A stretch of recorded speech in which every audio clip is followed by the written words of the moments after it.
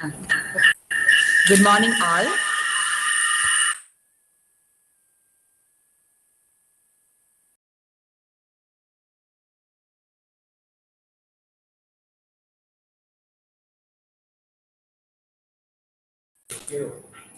Good morning, all.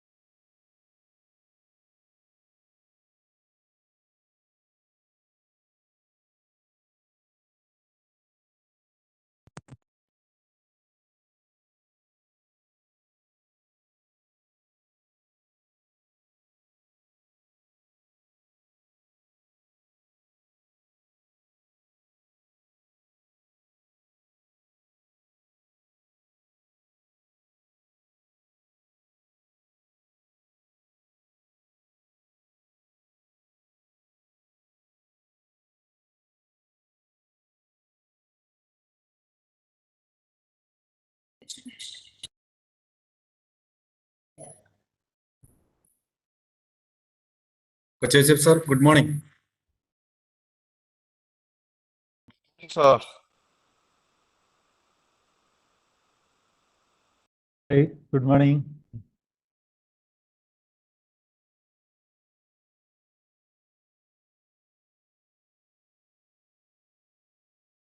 Hi, good morning.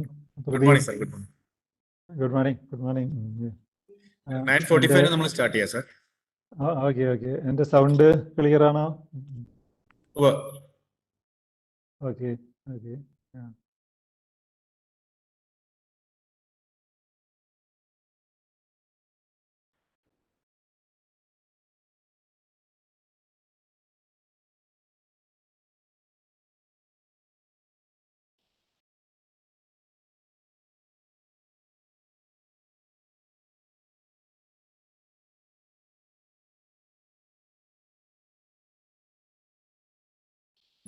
Chandranda ma'am, good morning.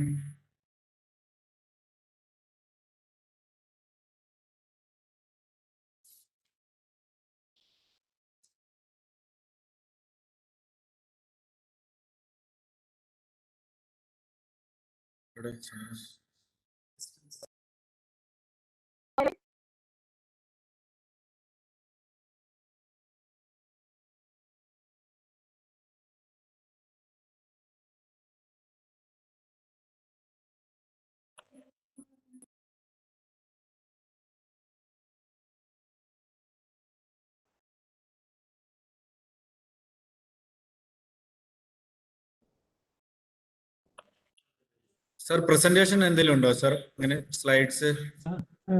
ഇല്ല ഇല്ല. Okay okay. സാറിന്റെ ടോക്കുകളെല്ലാം അങ്ങനെ തന്നെയാണല്ലോ. കുറച്ചു നേരം ടോക്കും കൂടുതൽ നേരം ഡിസ്കഷൻ ആവാം, അതായിരിക്കും നന്നാവാം. അതെ അതെ.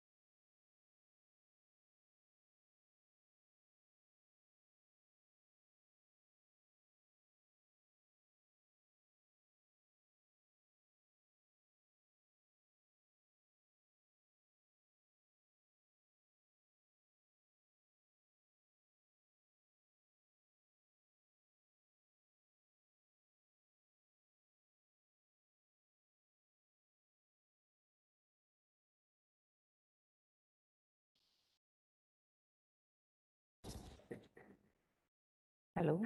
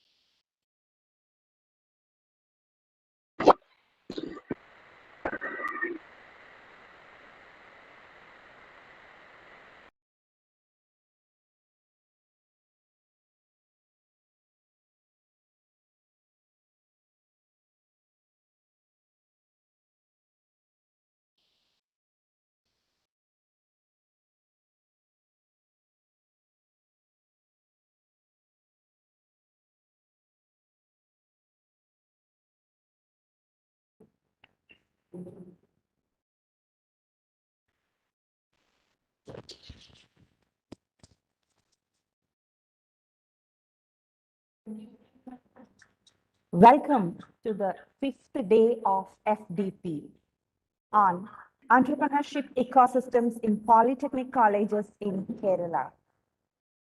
Organized by Government Polytechnic College, Perinthalmanna, in association with SITR. Welcome you all. Post-lockdown have redefined and redesigned the understanding of teaching and learning process. As we have an explosion of creative innovations, we need to prepare ourselves for new technology that would cater the needs of our students. We hope this FDP will broaden your knowledge and provoke your thoughts. We begin our session with a prayer. प्रभु जी सदाई कृपा हमें बनाए रखना जो रास्ता सही हो जो रास्ता सही हो उस पे चलाए रखना कृपा बनाए रखना ये दो जहां के मालिक हम सवारे सब कुछ कया है लेकिन मरिया से है सवारे जो सिखाए ना बुराना हर हाल मुस्कुराना आशा छुपाए रखना कृपा बनाए रखना कृपा बनाए रखना.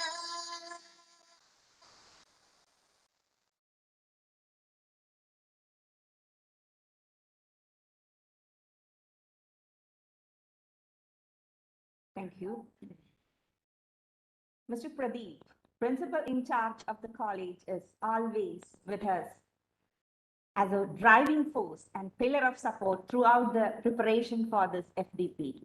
I request Mr. Pradeep to kindly deliver welcome speech. Over to you, sir.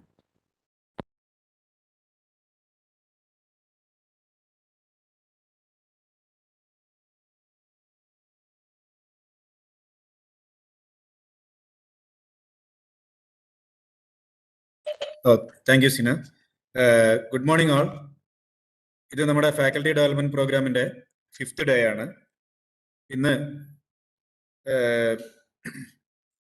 നമുക്ക് വിശിഷ്ടാതിഥിയായി അല്ലെങ്കിൽ നമ്മുടെ ഒരു മോട്ടിവേറ്റർ ആയിട്ടുള്ള നമ്മുടെ മുമ്പിൽ കാണുന്ന ഏറ്റവും വലിയൊരു ഐക്കൺ തന്നെ എന്ന് പറയാവുന്ന ഒരു വലിയൊരു ഓണ്ടർപ്രണറാണ് നമുക്കിന്ന് ഉള്ളത്, നമ്മുടെ കൂടെ ഉള്ളത്. അതേപോലെ തന്നെ വലിയൊരു സാമൂഹിക പ്രവർത്തനമാണ് അദ്ദേഹം, കൊച്ചൗസേപ്പ് സാർ. അദ്ദേഹത്തെ ആദ്യമായി ഞാൻ സ്വാഗതം ചെയ്യുകയാണ്. അതേപോലെ തന്നെ ഈ ഒരു പ്രോഗ്രാം ഇവിടെ അറേഞ്ച് ചെയ്യാൻ വേണ്ടി സഹായിച്ച സിറ്ററിന്റെ ഡെപ്യൂട്ടി ഡയറക്ടർ ചന്ദ്രകാന്ത മേഡത്തെ പോളിടെക്നിക്കിന്റെ പേരിൽ സ്വാഗതം ചെയ്യുന്നു. നമുക്കറിയാം, ഏതൊരു പ്രോഗ്രാമിന്റെയും സക്സസ് എന്ന് പറയുന്നത് നമ്മുടെ പാർട്ടിസിപ്പൻസ് ആണ്. എല്ലാ ദിവസവും കൃത്യസമയത്ത് കയറുകയും നല്ല രീതിയിലുള്ള ഇന്ററാക്ഷൻ നടത്തുകയും ചെയ്യുന്ന, എല്ലാ ഷെഡ്യൂളുകളിലും വളരെയധികം സപ്പോർട്ടീവായിട്ട് നിൽക്കുന്ന നമ്മുടെ പാർട്ടിസിപ്പൻസിനെ എല്ലാവരെയും ഹാർദവമായി ഞാൻ സ്വാഗതം ചെയ്യുകയാണ്. കൊച്ചൗസേപ്പ് സാറിനെ കുറിച്ച് 2 വാക്ക് എനിക്ക് പറയാതിരിക്കാൻ കഴിയില്ല. കാരണം അദ്ദേഹം വളരെ പോസിറ്റീവാണ്. വളരെ നമ്മൾ പഠിക്കേണ്ട കാര്യങ്ങൾ എന്ന് പറയുന്നത് ടൈം മാനേജ്മെന്റ് അദ്ദേഹത്തിൽ നിന്ന് ഞാൻ പഠിച്ചൊരു കാര്യമാണ്. എത്രമാത്രം പ്രാവർത്തികമാക്കുന്നു എന്നുള്ളതല്ല, വളരെ കൃത്യസമയത്ത്. ഞാൻ കഴിഞ്ഞ ദിവസം ഈ FDPയുമായി അദ്ദേഹത്തെ വിളിച്ചപ്പോൾ സാറ് പറഞ്ഞത്, ഞാൻ 5:30 കഴിഞ്ഞ് ഞാൻ വിളിക്കാമെന്ന് എനിക്ക് മെസ്സേജ് ചെയ്തു. 5:32 ആയപ്പോൾ തന്നെ കൃത്യമായി അത് ഓർത്ത് വിളിക്കുന്ന അത് ഞങ്ങൾ വളരെയധികം എക്സൈറ്റഡ് ആയിപ്പോയി. ആ സമയത്ത് തന്നെ സാറ് പറഞ്ഞു, അത് സമ്മതിക്കുകയും ചെയ്തു, ഞാൻ ഈ പ്രോഗ്രാമിന് വരാം എന്നുള്ളത്. പറയുന്നത് ഇത് August 13th ആണ്, ഞാൻ പറയുന്നത് ജൂൺ ലാസ്റ്റ് വീക്കാണ്. അപ്പം ഇത്തരത്തില് ഒരു പ്ലാൻ ചെയ്ത് നമുക്ക് നമ്മളോട് സമ്മതിക്കുകയും, അതായത് ഈ ഒരു എന്റർപ്രണർഷിപ്പ് ഡെവലപ്മെന്റിന് വേണ്ടിയിട്ടുള്ള ഒരു താല്പര്യമാണ് അദ്ദേഹത്തിനുള്ളത്. അതേപോലെ തന്നെ അദ്ദേഹത്തിന് വേറൊരു പോസിറ്റീവ് സൈഡായിട്ട് എനിക്കുണ്ടായ ഒരു അനുഭവം, ഞാനൊരു പ്രോഡക്റ്റ് പർച്ചേസ് ചെയ്യാൻ വേണ്ടി സാറിൻ്റെ അടുത്ത് ആവശ്യപ്പെട്ടു. അത് ഒരു സാറ്റർഡേ ആയിരുന്നു. സാറ് പറഞ്ഞു, മൺഡേ നിങ്ങളെ കോണ്ടാക്ട് ചെയ്യും, മിസ്റ്റർ പ്രദീപ് നിങ്ങളെ മൺഡേ കോണ്ടാക്ട് ചെയ്യും എന്ന് പറഞ്ഞു. മൺഡേ രാവിലെ 10 മണിയായപ്പം എനിക്ക് പല സ്ഥലങ്ങളിൽ നിന്ന് വിളിയാണ്. എറണാകുളത്ത് നിന്ന് വിളി, ഞാൻ പാലക്കാട് ബേസ്ഡാണ്. എറണാകുളത്ത് നിന്ന് അദ്ദേഹത്തിന്റെ മാനേജർ വിളിക്കുന്നു, പാലക്കാട് നിന്ന് വിളിക്കുന്നു. വൈകിട്ട് എനിക്ക് ആ സാധനം എൻ്റെ വീട്ടിൽ എത്തിക്കുന്നു. അപ്പം അത് കസ്റ്റമേഴ്സിനോടുള്ള ആ ഒരു താല്പര്യം, ആ പ്രോഡക്റ്റിന്റെ വില കേട്ട് കഴിഞ്ഞാൽ നമുക്ക് ചിലപ്പോൾ ചിരിച്ചു പോകും. 1500-2000 രൂപയുടെ ഇടയിലാണ് ആ വില. അപ്പം ഇത്തരം ഏത് ചെറിയ പ്രോഡക്റ്റും ഏത് വലിയ പ്രോഡക്റ്റും ഹാൻഡിൽ ചെയ്യുന്നതിന് ഏതൊരു കസ്റ്റമറിനോടും വളരെ മാന്യമായി പെരുമാറുകയും അതാണ് അദ്ദേഹത്തിന്റെ സക്സസ് എന്ന് ഞാൻ മനസ്സിലാക്കുകയാണ്. ഇന്നും അദ്ദേഹം ആ ജീവനക്കാരോട് പെരുമാറുന്നത്, അദ്ദേഹത്തിന്റെ ഓഫീസിൽ നിന്ന് വിളിക്കുകയുണ്ടായി, എത്ര സൗഹാർദ്ദപരമായിട്ടാണ് അദ്ദേഹം പെരുമാറുന്നത്. ഈ ഒരു അന്തരീക്ഷം നമ്മൾ നമ്മുടെ കോളേജിൽ നമ്മുടെ ജീവനക്കാരോട് കൂടെ കാണിക്കുകയാണെങ്കിൽ നമ്മൾ എല്ലാവരും ഒരു സക്സസ്ഫുൾ ആയിട്ട് മാറുകയും, നമ്മുടെ സ്റ്റുഡൻസിനോട് കാണിക്കുകയാണെങ്കിൽ നമുക്ക് സക്സസ്ഫുൾ എന്റർപ്രണേഴ്സിനെ അല്ലെങ്കിൽ സ്റ്റാർട്ടപ്പിനെ, ക്യാമ്പസ് സ്റ്റാർട്ടപ്സ് നമുക്ക് പ്രൊമോട്ട് ചെയ്യാനും സാധിക്കും എന്നുള്ളതിൽ യാതൊരു സംശയമില്ല. Thank you sir, once again I welcome you. അതേപോലെ ചന്ദ്രകാന്ത മാഡം കേരളത്തിലെ തന്നെ പോളിടെക്നിക്കിലെ NBA അക്രഡിറ്റേഷൻ നേടിയിരിക്കുന്നതിൽ വളരെയധികം പ്രയത്നിക്കുകയും ഞങ്ങളെയൊക്കെ എന്നും പ്രദീപേ അത് ചെയ്യൂ ഇത് ചെയ്യൂ, ഏത് സംശയങ്ങൾ ചോദിച്ചാലും അങ്ങനെ ചെയ്തു, അല്ലെങ്കിൽ കണക്ട് ചെയ്യുന്ന കാര്യത്തിലാണെങ്കിലും NBA കാര്യങ്ങളൊക്കെ ഞാൻ ചോദിക്കുന്ന സമയത്ത് എനിക്ക് വേണ്ടി ധാരാളം സപ്പോർട്ട് ചെയ്യുന്ന ചന്ദ്രകാന്ത മാഡം, ഇതേപോലെ പ്രോഗ്രാമുകൾ ചെയ്യുമ്പം കൊള്ളാലോ, നല്ല പ്രോഗ്രാമാണല്ലോ പ്രദീപ എന്നൊക്കെ പറഞ്ഞ് നമ്മളെ ഒരു ആത്മവിശ്വാസം നൽകുന്ന രീതിയിലേക്ക് ടീച്ചർ എന്നും നമ്മുടെ കൂടെ തന്നെ ഉണ്ടായിട്ടുണ്ട്. കേരളത്തിലെ ഫസ്റ്റ് അക്രഡിറ്റഡ് കോളേജിലെ പ്രിൻസിപ്പലായിരുന്നു നമ്മുടെ പ്രിയപ്പെട്ട ചന്ദ്രകാന്ത മാം. മാഡത്തെ ഹാർദവമായി നമ്മുടെ പ്രോഗ്രാമിലേക്ക് സ്വാഗതം ചെയ്യാൻ. കുറച്ച് നീളം കൂടിപ്പോയി സ്വാഗതം, എന്തായാലും രണ്ടുപേരെ കുറിച്ച് പറയാതിരിക്കാൻ വയ്യാത്തതുകൊണ്ട് മാത്രമാണ്. Thank you. Thank you, sir. Now, I would like to invite Chandrakanta ma'am, an able administrator and constant motivator. Ma'am, welcome you to give an introductory speech. Thank you. Am I audible? Yes, you are. Okay. Thank you very much. Obviously, a pleasure, a privilege, and an honor to be part of this.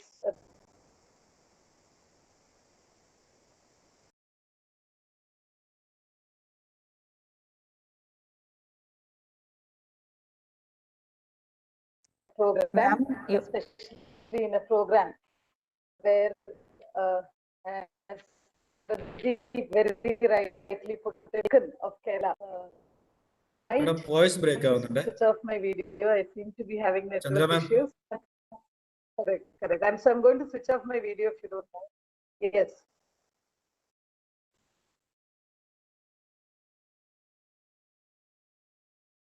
Hi, is it better now? Yes, ma'am.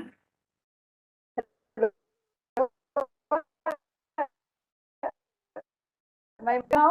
Hear me? Ma'am, we have the same problem still. Yeah. Can you hear me now? Yes, Yeah. Is it better now? yes, I think it's better now. Okay, okay. I've switched off my video because I seem to be having network issues. So as I said earlier, it's an honor to be sharing the platform and meeting Coach Yusuf sir, even if it is only in an online format. First of all, my congratulations, appreciation to this wonderful team at Perinthalmanna Polytechnic, led by Pradeep and Sanjay, who have put together such a different work, such a different FDP, and FDP itself, which is so innovative in its format, getting across 16 speakers of Kerala who have contributed in different ways to setting up entrepreneurial ventures or supporting entrepreneurship in Kerala. With these few words of introduction and knowing, very conscious that you're all eagerly awaiting Sister's talk and discussion that is to follow. Just a few words about might be in the minds of the IEDC nodal officers in Kerala. Among all the extracurricular and co-curricular activities that actually contribute to the development of a student as a whole, the toughest one in my mind is certainly Innovation Entrepreneurship Development Cell. Setting up an IEDC cell in a Polytechnic college is, I do believe, something very different and difficult, because it is one sort of extracurricular or co-curricular activity which doesn't really have a framework, which calls upon the IEDC nodal officer to think differently, to encourage students to have ideas and actually express them, to get them to develop the right attitude, to help students develop their self-esteem, their courage, their boldness. And probably the most important aspect is, once you've done your job, you really don't know the results, because this result might take root only 10, 12, 15 years hence. So during the duration of the student in the college, or maybe immediately even after the 3 years that the student completes in a Polytechnic college, you may not get the opportunity to see if the IEDC cell, the efforts of the IEDC nodal officer has really reached a success. But that in fact is what entrepreneurship is all about, right? You try, you develop that attitude, you make those efforts, which the fruits of which you see only at a very later time.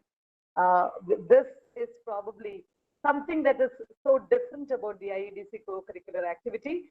And as you have rightly put up in your brochure, this program, this 6-day program, we are at the penultimate day, we are on the 5th day of the program.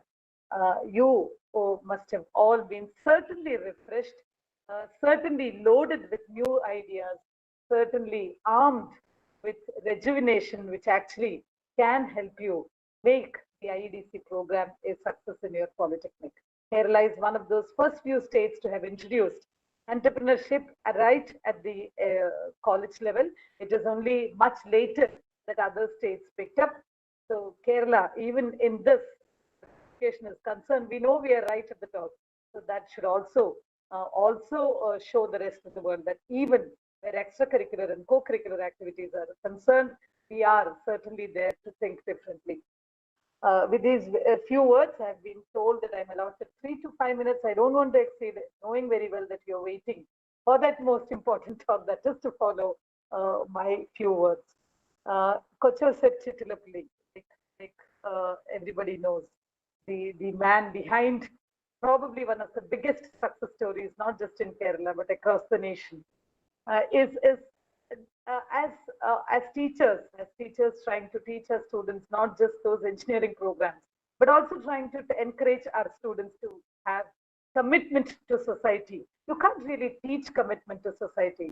It is something that has to be seen to be believed, and that has to be, as all of us and the rest of the world has seen, is one such person who has actually taken social commitment to a different level, actually showing the world that beyond social commitment is valuing the life of another human being. What more can you say about social commitment? And that is what Kochusek sir has shown all of us. As I said earlier, sir, an honor, a privilege, and my huge pleasure today for having met you online, even if it is online. These few words, wishing each and every one of you IEDC Nodal office, this is your day. Take back all these stories which Perinthalmanna Polytechnic, Pradeep and his team have put together for you. Armed with these ideas, go back to your institutions and get those Polytechnic students, the best in the state, I would say, to actually think of entrepreneurship, venture into entrepreneurship, and let us also be able to hear the success story of a Polytechnic student. Maybe, if not something like Kochusek sir, but somewhere close to that. With these few words, wishing you all the very best. Thanking Perinthalmanna Polytechnic for having given me this opportunity. Thank you very much. Best wishes to each and every one of you. Thank you so much. Thank you, ma'am. Thank you for your insightful speech. Now, it's my pleasure and privilege to introduce our speaker, Kochusek Chittilapalli, Founder Chairman and Chief Executive Officer of V-Guard Industries Limited. A multifaceted individual, Mr. Kochusek Chittilapalli has been spearheading the V-Guard Group from its inception. He is a recipient of numerous awards which were bestowed on him for his exemplary performance in business and philanthropical work. വേറിട്ടെൻ്റെ ശബ്ദം കേട്ടുവോ എന്ന് പറയാതെ ഓരോ മലയാളിയെയും കേൾപ്പിക്കുന്ന തൻ്റെതായ പാതയിലൂടെ ധാരാളം പേർക്ക് ഊർജം പകർന്നുകൊണ്ട് നടക്കുന്ന താങ്ങായ തണലായ വണ്ടർലായെ പോലെ ഏതൊരു കൊച്ചു കുഞ്ഞിൻ്റെയും ഉള്ളിൽ പുഞ്ചിരി വിടർത്തുന്ന ഭാവനയുടെ പുതിയ ലോകങ്ങളിലേക്ക് ചിറക് ഉയർത്തുന്ന ദിഷണാശാലിയായ സംരംഭകനെ, മനുഷ്യസ്നേഹിയെ, സാമൂഹ്യ പ്രവർത്തകനെ ഗവൺമെന്റ് പോളിടെക്നിക് പെരിന്തൽമണ്ണ ആദരപൂർവം ഞങ്ങളുടെ FDPയിലേക്ക് ക്ഷണിക്കുന്നു. Over to you, sir. Thank you. Good morning, everybody. ആദ്യമേ തന്നെ പെരിന്തൽമണ്ണ പോളിടെക്നിക് ഇതുപോലെ നോഡൽ ഓഫീസേഴ്സിന് എൻ്റർപ്രണർഷിപ്പ് ഡെവലപ്മെൻറ്റ് പറ്റിയിട്ടുള്ള ഒരു സെമിനാർ വർക്ക്ഷോപ്പ് നടത്തുമ്പോൾ അതിന് എന്നെ ക്ഷണിച്ചതിൽ അതിയായ സന്തോഷമുണ്ട്. എന്നെ പറ്റി പറഞ്ഞ നല്ല വാക്കുകൾക്ക് പ്രത്യേകിച്ച് മിസ് ചന്ദ്രകാന്ത, അതുപോലെ തന്നെ മിസ് ജംസീർ, അതുപോലെ പ്രദീപ് എന്നെ തുടക്കത്തെ ഫോളോ ചെയ്ത് വളരെ കറക്റ്റായിട്ട് ഇൻഫർമേഷൻ തരികയും ഡേറ്റിലുള്ള കൺഫ്യൂഷനും ടൈമിലുള്ള കൺഫ്യൂഷനെല്ലാം ഒഴിവാക്കാനായിട്ട് കറക്റ്റായിട്ട് മെസ്സേജ് അയക്കുകയും ചെയ്തതിൽ അധികം സന്തോഷമുണ്ട്.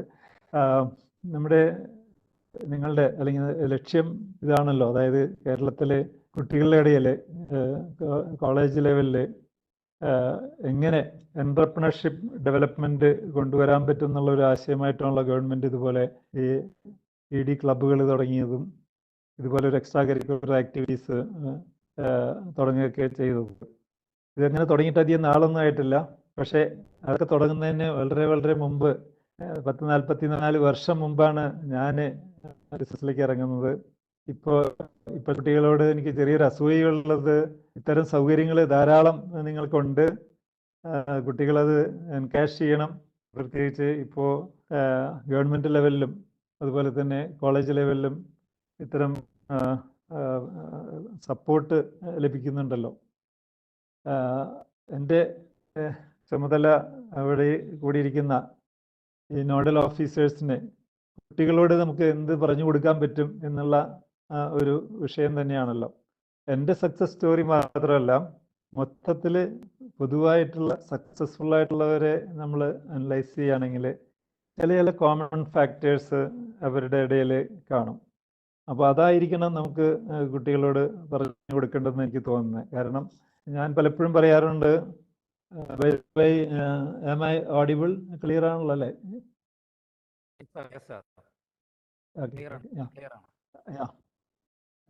ഇന്നോവേഷൻ, ഓഫ് കോഴ്സ് ഇന്നോവേഷൻ മാത്രം പോരാ, മറ്റ് ഒത്തിരി കാര്യങ്ങൾ കൂടിക്കലർന്ന് കിടക്കുന്ന ഒരു വിഷയമാണ് എൻ്റർപ്രണർഷിപ്പ്. യാതൊരു സംശയവുമില്ല. തുടക്കത്തിൽ ഇന്നോവേഷൻ നമ്മളെ ഒരു ബിസിനസ് തുടങ്ങാനായിട്ട് സഹായിക്കും, അത് ഗുണം ചെയ്യും. പക്ഷേ പോരെ കൂടെ സ്ഥാപനം വലുതാകുമ്പോൾ ഒത്തിരി കാര്യം ശ്രദ്ധിക്കേണ്ടതായിട്ടുണ്ട് എന്ന് കുട്ടികളെ നമുക്ക് ബോധ്യപ്പെടുത്തേണ്ടതുണ്ട്.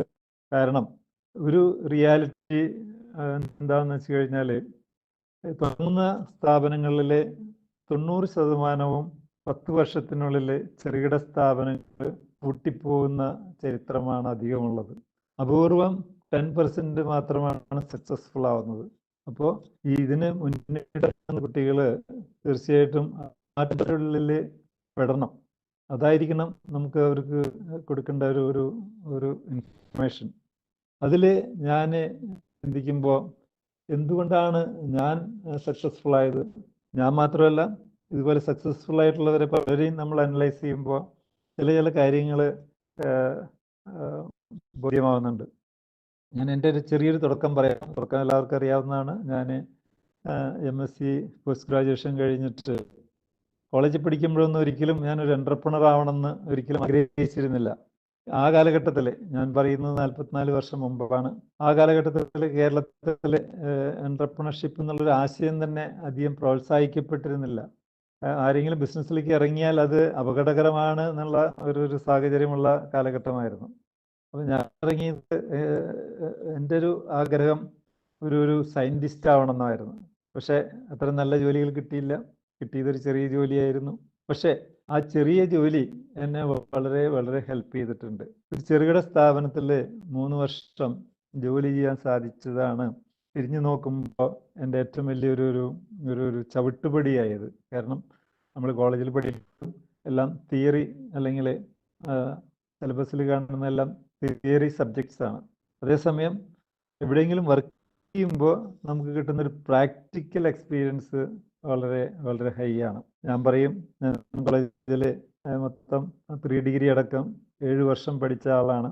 പക്ഷെ അതേസമയം ആ യൂണിവേഴ്സിറ്റിയിൽ പഠിച്ച 7 വർഷത്തെക്കാളും കൂടുതൽ പ്രാക്ടിക്കൽ നോളജ്, ലോകപരിചയം എനിക്ക് കിട്ടിയത് ഞാൻ പിന്നീട് 3 വർഷം ഒരു ചെറുകിട സ്ഥാപനത്തിലൊരു സൂപ്പർവൈസറായിട്ട് ജോലി ചെയ്തപ്പോഴാണ്. ഞാനപ്പോൾ പല പോലെയുള്ള ED ക്ലബ്ബുകളിൽ കുട്ടികളെ ഉപദേശിക്കാറുള്ളത്, നിങ്ങൾ ദയവ് ചെയ്ത് പെട്ടെന്ന് തന്നെ എടുത്തു ചാടേണ്ട കാര്യമല്ല. നമ്മുടെയൊക്കെ ലൈഫ് സ്പാൻ നീണ്ടു കിടക്കുകയാണ്. 2-3 കൊല്ലം വെയിറ്റ് ചെയ്താലൊരു കുഴപ്പമില്ല. തീർച്ചയായിട്ടും ഏതെങ്കിലും ഒരു സ്ഥാപനത്തിൽ ഏറ്റവും ചെറിയ ജോലിയാണെങ്കിലും കുറച്ച് നാൾ വർക്ക് ചെയ്ത ഒരു എക്സ്പീരിയൻസ് കിട്ടിയാൽ നിങ്ങൾക്ക് ലോകപരിചയം കൂടുതൽ കിട്ടും. അതിനുശേഷം തുടങ്ങുന്നതായിരിക്കും നല്ലതെന്ന് പലപ്പോഴും ഞാൻ പറയും. കാരണം കോളേജിൽ പഠിക്കുമ്പോൾ നമുക്ക് പല സുന്ദരമായിട്ടുള്ള ആശയങ്ങളൊക്കെ ഉണ്ടായിരിക്കാം. നമ്മൾ ആ സമയത്ത് ഒരു ഡ്രീം വേൾഡിലായിരിക്കാം. പക്ഷേ റിയാലിറ്റിയിലേക്ക് വരുമ്പോൾ ഒരു എൻ്റർപ്രണർ എന്ന് പറഞ്ഞു കഴിഞ്ഞാൽ തീർച്ചയായിട്ടും ഒത്തിരി ക്രൈസിസ് സിറ്റുവേഷനുകൾ നേരിടേണ്ടി വരും. ഞാൻ അങ്ങനെ ഒരു ക്രൈസിസ് സിറ്റുവേഷനിലാണ് ഞാൻ സ്വന്തമായിട്ട് ഈ സ്ഥാപനം തുടങ്ങുന്നത്. കാരണം എനിക്കാണെങ്കിൽ നല്ല ഏതെങ്കിലും ഒരു റിസർച്ച് ഇൻസ്റ്റിറ്റ്യൂട്ടിൽ, അല്ലെങ്കിൽ ISRO അല്ലെങ്കിൽ അതുപോലത്തെ ഒരു സ്ഥാപനത്തിൽ ഒരുപാട് ജോലിക്ക് അപേക്ഷിച്ചതാണ്, കിട്ടിയില്ല.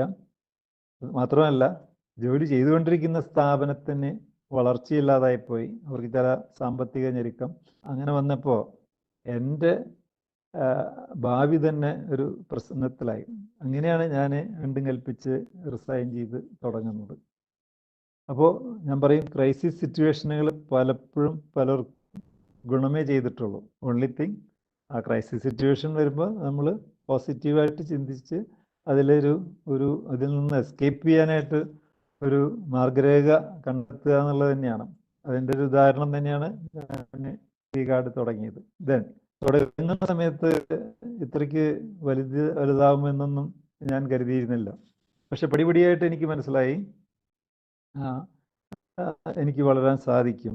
കാരണം ടെക്നോളജി എനിക്കറിയാം, അതിൽ ഇന്നോവേഷൻസ് കൊണ്ടുവരാൻ പറ്റുമെന്നറിയാം.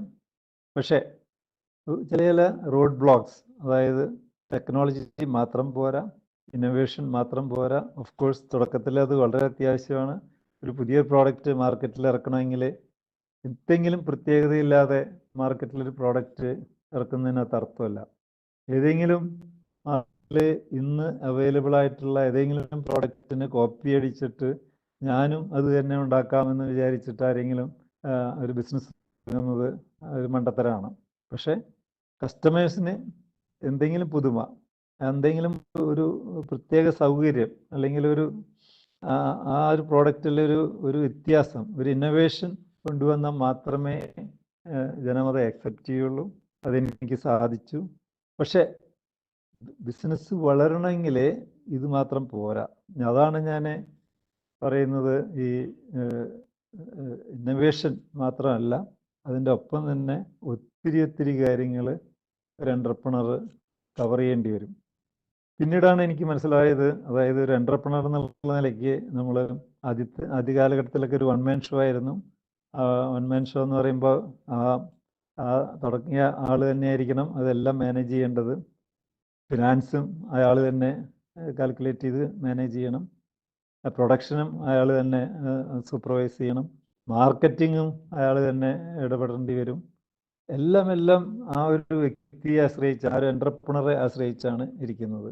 അതാണ് മറ്റു പ്രൊഫഷനായിട്ട് വ്യത്യാസമുള്ള ഒരു കാര്യം. ഒരു എൻ്റർപ്രണർഷിപ്പിൽ പലരും പരാജയപ്പെടുന്നത് അത് തന്നെയാണ്. പിന്നെ എനിക്ക് മനസ്സിലായി, ഞാൻ വളരണമെങ്കിൽ, അല്ലെങ്കിൽ വി ഗാർഡ് തുടങ്ങി 4-5 വർഷം കഴിഞ്ഞപ്പോഴേക്കും എനിക്ക് മനസ്സിലായി ഇത് വളരാൻ സാധ്യതയുണ്ട്. പക്ഷെ ഇനി വളരണമെങ്കിൽ ഞാൻ വളരണം. അതായത് എനിക്ക് ടെക്നോളജി അറിയാം, പക്ഷെ ബാക്കി പല കാര്യങ്ങളും ഞാൻ വീക്കായിരുന്നു. അതെല്ലാം പടിപടിയായിട്ട് വളർത്തിയെടുക്കണം. അതിന് വേണ്ടിയിട്ട് ശ്രമിക്കണം എന്നുള്ളൊരു ബോധം എനിക്കുണ്ടായത് കൊണ്ടാണ്. പ്രത്യേകിച്ച് ഇപ്പോൾ ഫിനാൻസ് ഒക്കെ എനിക്ക് വളരെ ടഫാണ്, ഇപ്പോഴും ടഫാണ്. പക്ഷേ അതിൻ്റെ ബേസിക്സ് ഒക്കെ നമുക്ക് പഠിക്കാവുന്നേ ഉള്ളൂ. ഏതൊരു ഒരു മിനിമം ആവറേജ് ഇൻ്റലിജൻസ് ഉള്ള ഒരാൾക്ക് ബേസിക് ആയിട്ടുള്ള ഫിനാൻഷ്യൽ ആസ്പെക്ട്സ് ഒക്കെ പഠിക്കാവുന്നതേ ഉള്ളൂ.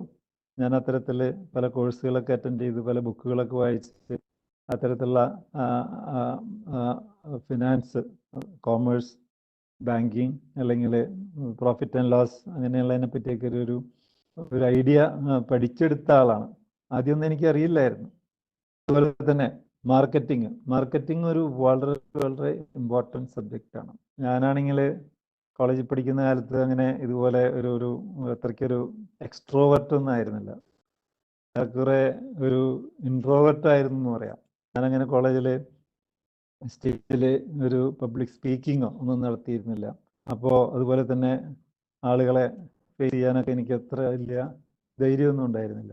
അപ്പോൾ ഒരു മാർക്കറ്റിങ്ങിൽ അത്യാവശ്യം വേണ്ടത് ഇതുപോലെ കമ്മ്യൂണിക്കേഷൻ സ്കിൽസ്, അതുപോലെ പബ്ലിക് റിലേഷൻ വളരെ ഇമ്പോർട്ടൻ്റ് ആണ്. അത് മനസ്സിലാക്കിയിട്ട് ഞാൻ അത്തരത്തിലുള്ള കോഴ്സുകൾ അറ്റൻഡ് ചെയ്തു. അങ്ങനെ പടിപടിയായിട്ട് മാർക്കറ്റിങ്ങിനെ പറ്റിയും പബ്ലിക് റിലേഷനെ പറ്റിയും ഈവൻ സ്പോക്കൺ ഇംഗ്ലീഷ് ക്ലാസ് ഞാൻ അറ്റൻഡ് ചെയ്തിട്ടുള്ളതാണ്. കാരണം ഞാൻ നാട്ടിൻപുറത്ത് ജനിച്ചു വളർന്നിട്ടുള്ള ആളാണ്. അപ്പോൾ ആരും കോളേജിൽ ഇംഗ്ലീഷ് മീഡിയം ആണെങ്കിലും നമ്മൾ ജനറലി കുട്ടികളൊക്കെ അങ്ങോട്ടും ഇങ്ങോട്ടും മലയാളം പറയുന്നു. ഞാൻ കേരളത്തിൽ വെളിയിൽ വർക്ക് ചെയ്തിട്ടില്ല. അപ്പോൾ സ്പോക്കൺ ഇംഗ്ലീഷിന് കോഴ്സ് അറ്റൻഡ് ചെയ്തിട്ടാണ് ഒരു ഇംഗ്ലീഷ് സ്പീക്കിംഗ് എബിലിറ്റി ഡെവലപ്പ് ചെയ്തെടുത്തത്. കാരണം എനിക്ക് മനസ്സിലായി, അതായത് നമ്മുടെ സ്ഥാപനം മറ്റ് സ്റ്റേറ്റിലേക്കിലൊക്കെ വ്യാപിപ്പിക്കണമെങ്കിൽ ഇത്തരം കാര്യങ്ങളിൽ നമ്മൾ സ്വയം കരുത്താർജിക്കണം. ഞാൻ പറഞ്ഞത് കുട്ടികളോട് നമുക്ക് പറഞ്ഞു കൊടുക്കാനുള്ളത്, അതായത് സക്സസ് ആയിട്ടുള്ള ഏതൊരു എൻ്റർപ്രണറെ അനലൈസ് ചെയ്താലും അയാൾ ആരും തന്നെ എല്ലാ കഴിവുകളുമായിട്ട് ആരും ജനിക്കുന്നില്ല. ഏതെങ്കിലും ഒരു കാര്യത്തിൽ അയാൾ സ്മാർട്ടായിരിക്കാം. ഫോർ എക്സാമ്പിൾ ഞാൻ ടെക്നോളജിയിൽ എനിക്ക് വലിയ താല്പര്യമായിരുന്നു, അതെനിക്ക് പെട്ടെന്ന് മനസ്സിലാവും. പക്ഷേ ഫിനാൻസ് എനിക്ക് ഡിഫിക്കൽട്ടായിരുന്നു, മാർക്കറ്റിംഗ് ഡിഫിക്കൽട്ടായിരുന്നു, പബ്ലിക് റിലേഷൻ എനിക്ക് ഡിഫിക്കൽട്ടായിരുന്നു. അതുപോലെ എച്ച് ആർ റിലേറ്റഡ് കാര്യങ്ങൾ എനിക്ക് ഞാൻ ഇന്ന് കാണുന്ന പക്വതയൊന്നും അന്ന് എനിക്ക് ഉണ്ടായിരുന്നില്ല. ഇതെല്ലാം നമുക്ക് പടിപടിയായിട്ട് പല ഈവനിങ് ക്ലാസ്സുകളോ അല്ലെങ്കിൽ ബുക്ക് വായിച്ചിട്ടോ അല്ലെങ്കിൽ മറ്റുള്ളവരുടെ നോക്കി മനസ്സിലാക്കാവുന്നതേ ഉള്ളൂ. അപ്പോൾ ഞാൻ പലപ്പോഴും കോളേജ് ലെവലിൽ ഇതുപോലെയുള്ള ED ക്ലബിൽ സ്റ്റുഡൻസിനെ അഡ്രസ്സ് ചെയ്യുമ്പോൾ ഞാൻ പറയാറുള്ളത്, നിങ്ങൾ ദയവ് ചെയ്ത് ഒരു ആശയമുണ്ടെന്ന് വിചാരിച്ച് ഓടിച്ചാടി പെട്ടെന്ന് ബിസിനസ്സിലേക്ക് ഇറങ്ങല്ലേ. ഇത്തരത്തിലുള്ള റിസ്കുകൾ ഇതിൻ്റെ പുറകിലുണ്ട്. സ്ഥാപനം വളരണമെങ്കിൽ നമ്മൾ സ്വയം വളരണം, അത് വളരെ വളരെ അത്യാവശ്യമാണ്.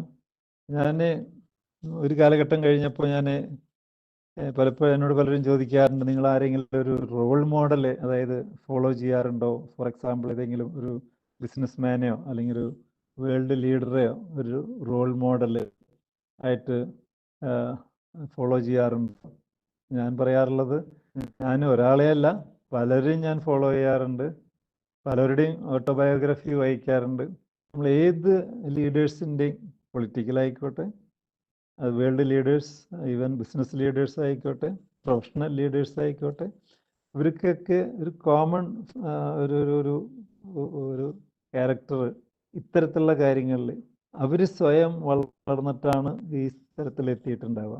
അപ്പോൾ അവിടെ ഒരു പ്രധാനമായിട്ടുള്ളൊരു കാര്യം ഞാൻ ഊന്നി പറയാറുള്ളത്, നമുക്കൊരു പോസിറ്റീവ് തിങ്കിങ് ആറ്റിറ്റ്യൂഡ് ഉണ്ടാവും. എല്ലാത്തിനും ഒരു നെഗറ്റീവ് തിങ്കിങ് ആണെങ്കിൽ ഒരിക്കലും ആ വ്യക്തി വളരില്ല. എല്ലാത്തിനെയും വിമർശിച്ചുകൊണ്ടിരിക്കുന്ന ഒരു വ്യക്തിയാണെങ്കിൽ അയാളുടെ സ്ഥാപനം വളരില്ല. ഇപ്പോഴും പല വേദികളിലും ചർച്ചകളിലൊക്കെ നമ്മൾ കേട്ടിട്ടുണ്ട്, അതായത് കേരളത്തിൽ ഒരുപാട് പ്രശ്നങ്ങളുണ്ട്, കേരളത്തിൽ ആ പ്രശ്നമുണ്ട്, ഈ പ്രശ്നമുണ്ട്, കേരളത്തിലെ പൊളിറ്റീഷ്യൻസ് അങ്ങനെയാണ്, കേരളത്തിലെ യൂണിയൻ ലീഡേഴ്സ് ഇങ്ങനെയാണ്, കേരളത്തിലെ ബ്യൂറോക്രാറ്റ്സ് അങ്ങനെയാണ് എന്നൊക്കെ പറയുമായിരിക്കാം. പക്ഷേ തിരിച്ചൊരു ചോദ്യം ഞാനും ഇടയ്ക്ക് ചോദിക്കാറുള്ളത്, ഇതേ സാഹചര്യങ്ങളിൽ തന്നെ കേരളത്തിൽ നിന്ന് തന്നെ എത്രയോ പേര് വളർന്നു വലുതായിട്ടുണ്ട്. അപ്പോൾ സാഹചര്യങ്ങളെ കുറ്റം പറഞ്ഞിട്ട് കാര്യമില്ല. സാഹചര്യങ്ങളെ നമുക്ക് പെട്ടെന്നൊരു ദിവസം കൊണ്ടൊന്നും മാറ്റിമറിക്കാൻ പറ്റില്ല, പടിപടിയായിട്ടേ മാറ്റാൻ പറ്റുള്ളൂ.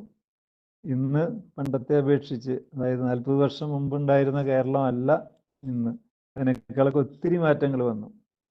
40 വർഷം മുമ്പ് കേരളത്തിൽ ബിസിനസ്സിലേക്ക് ഇറങ്ങുന്നത് ആരായിരുന്നു?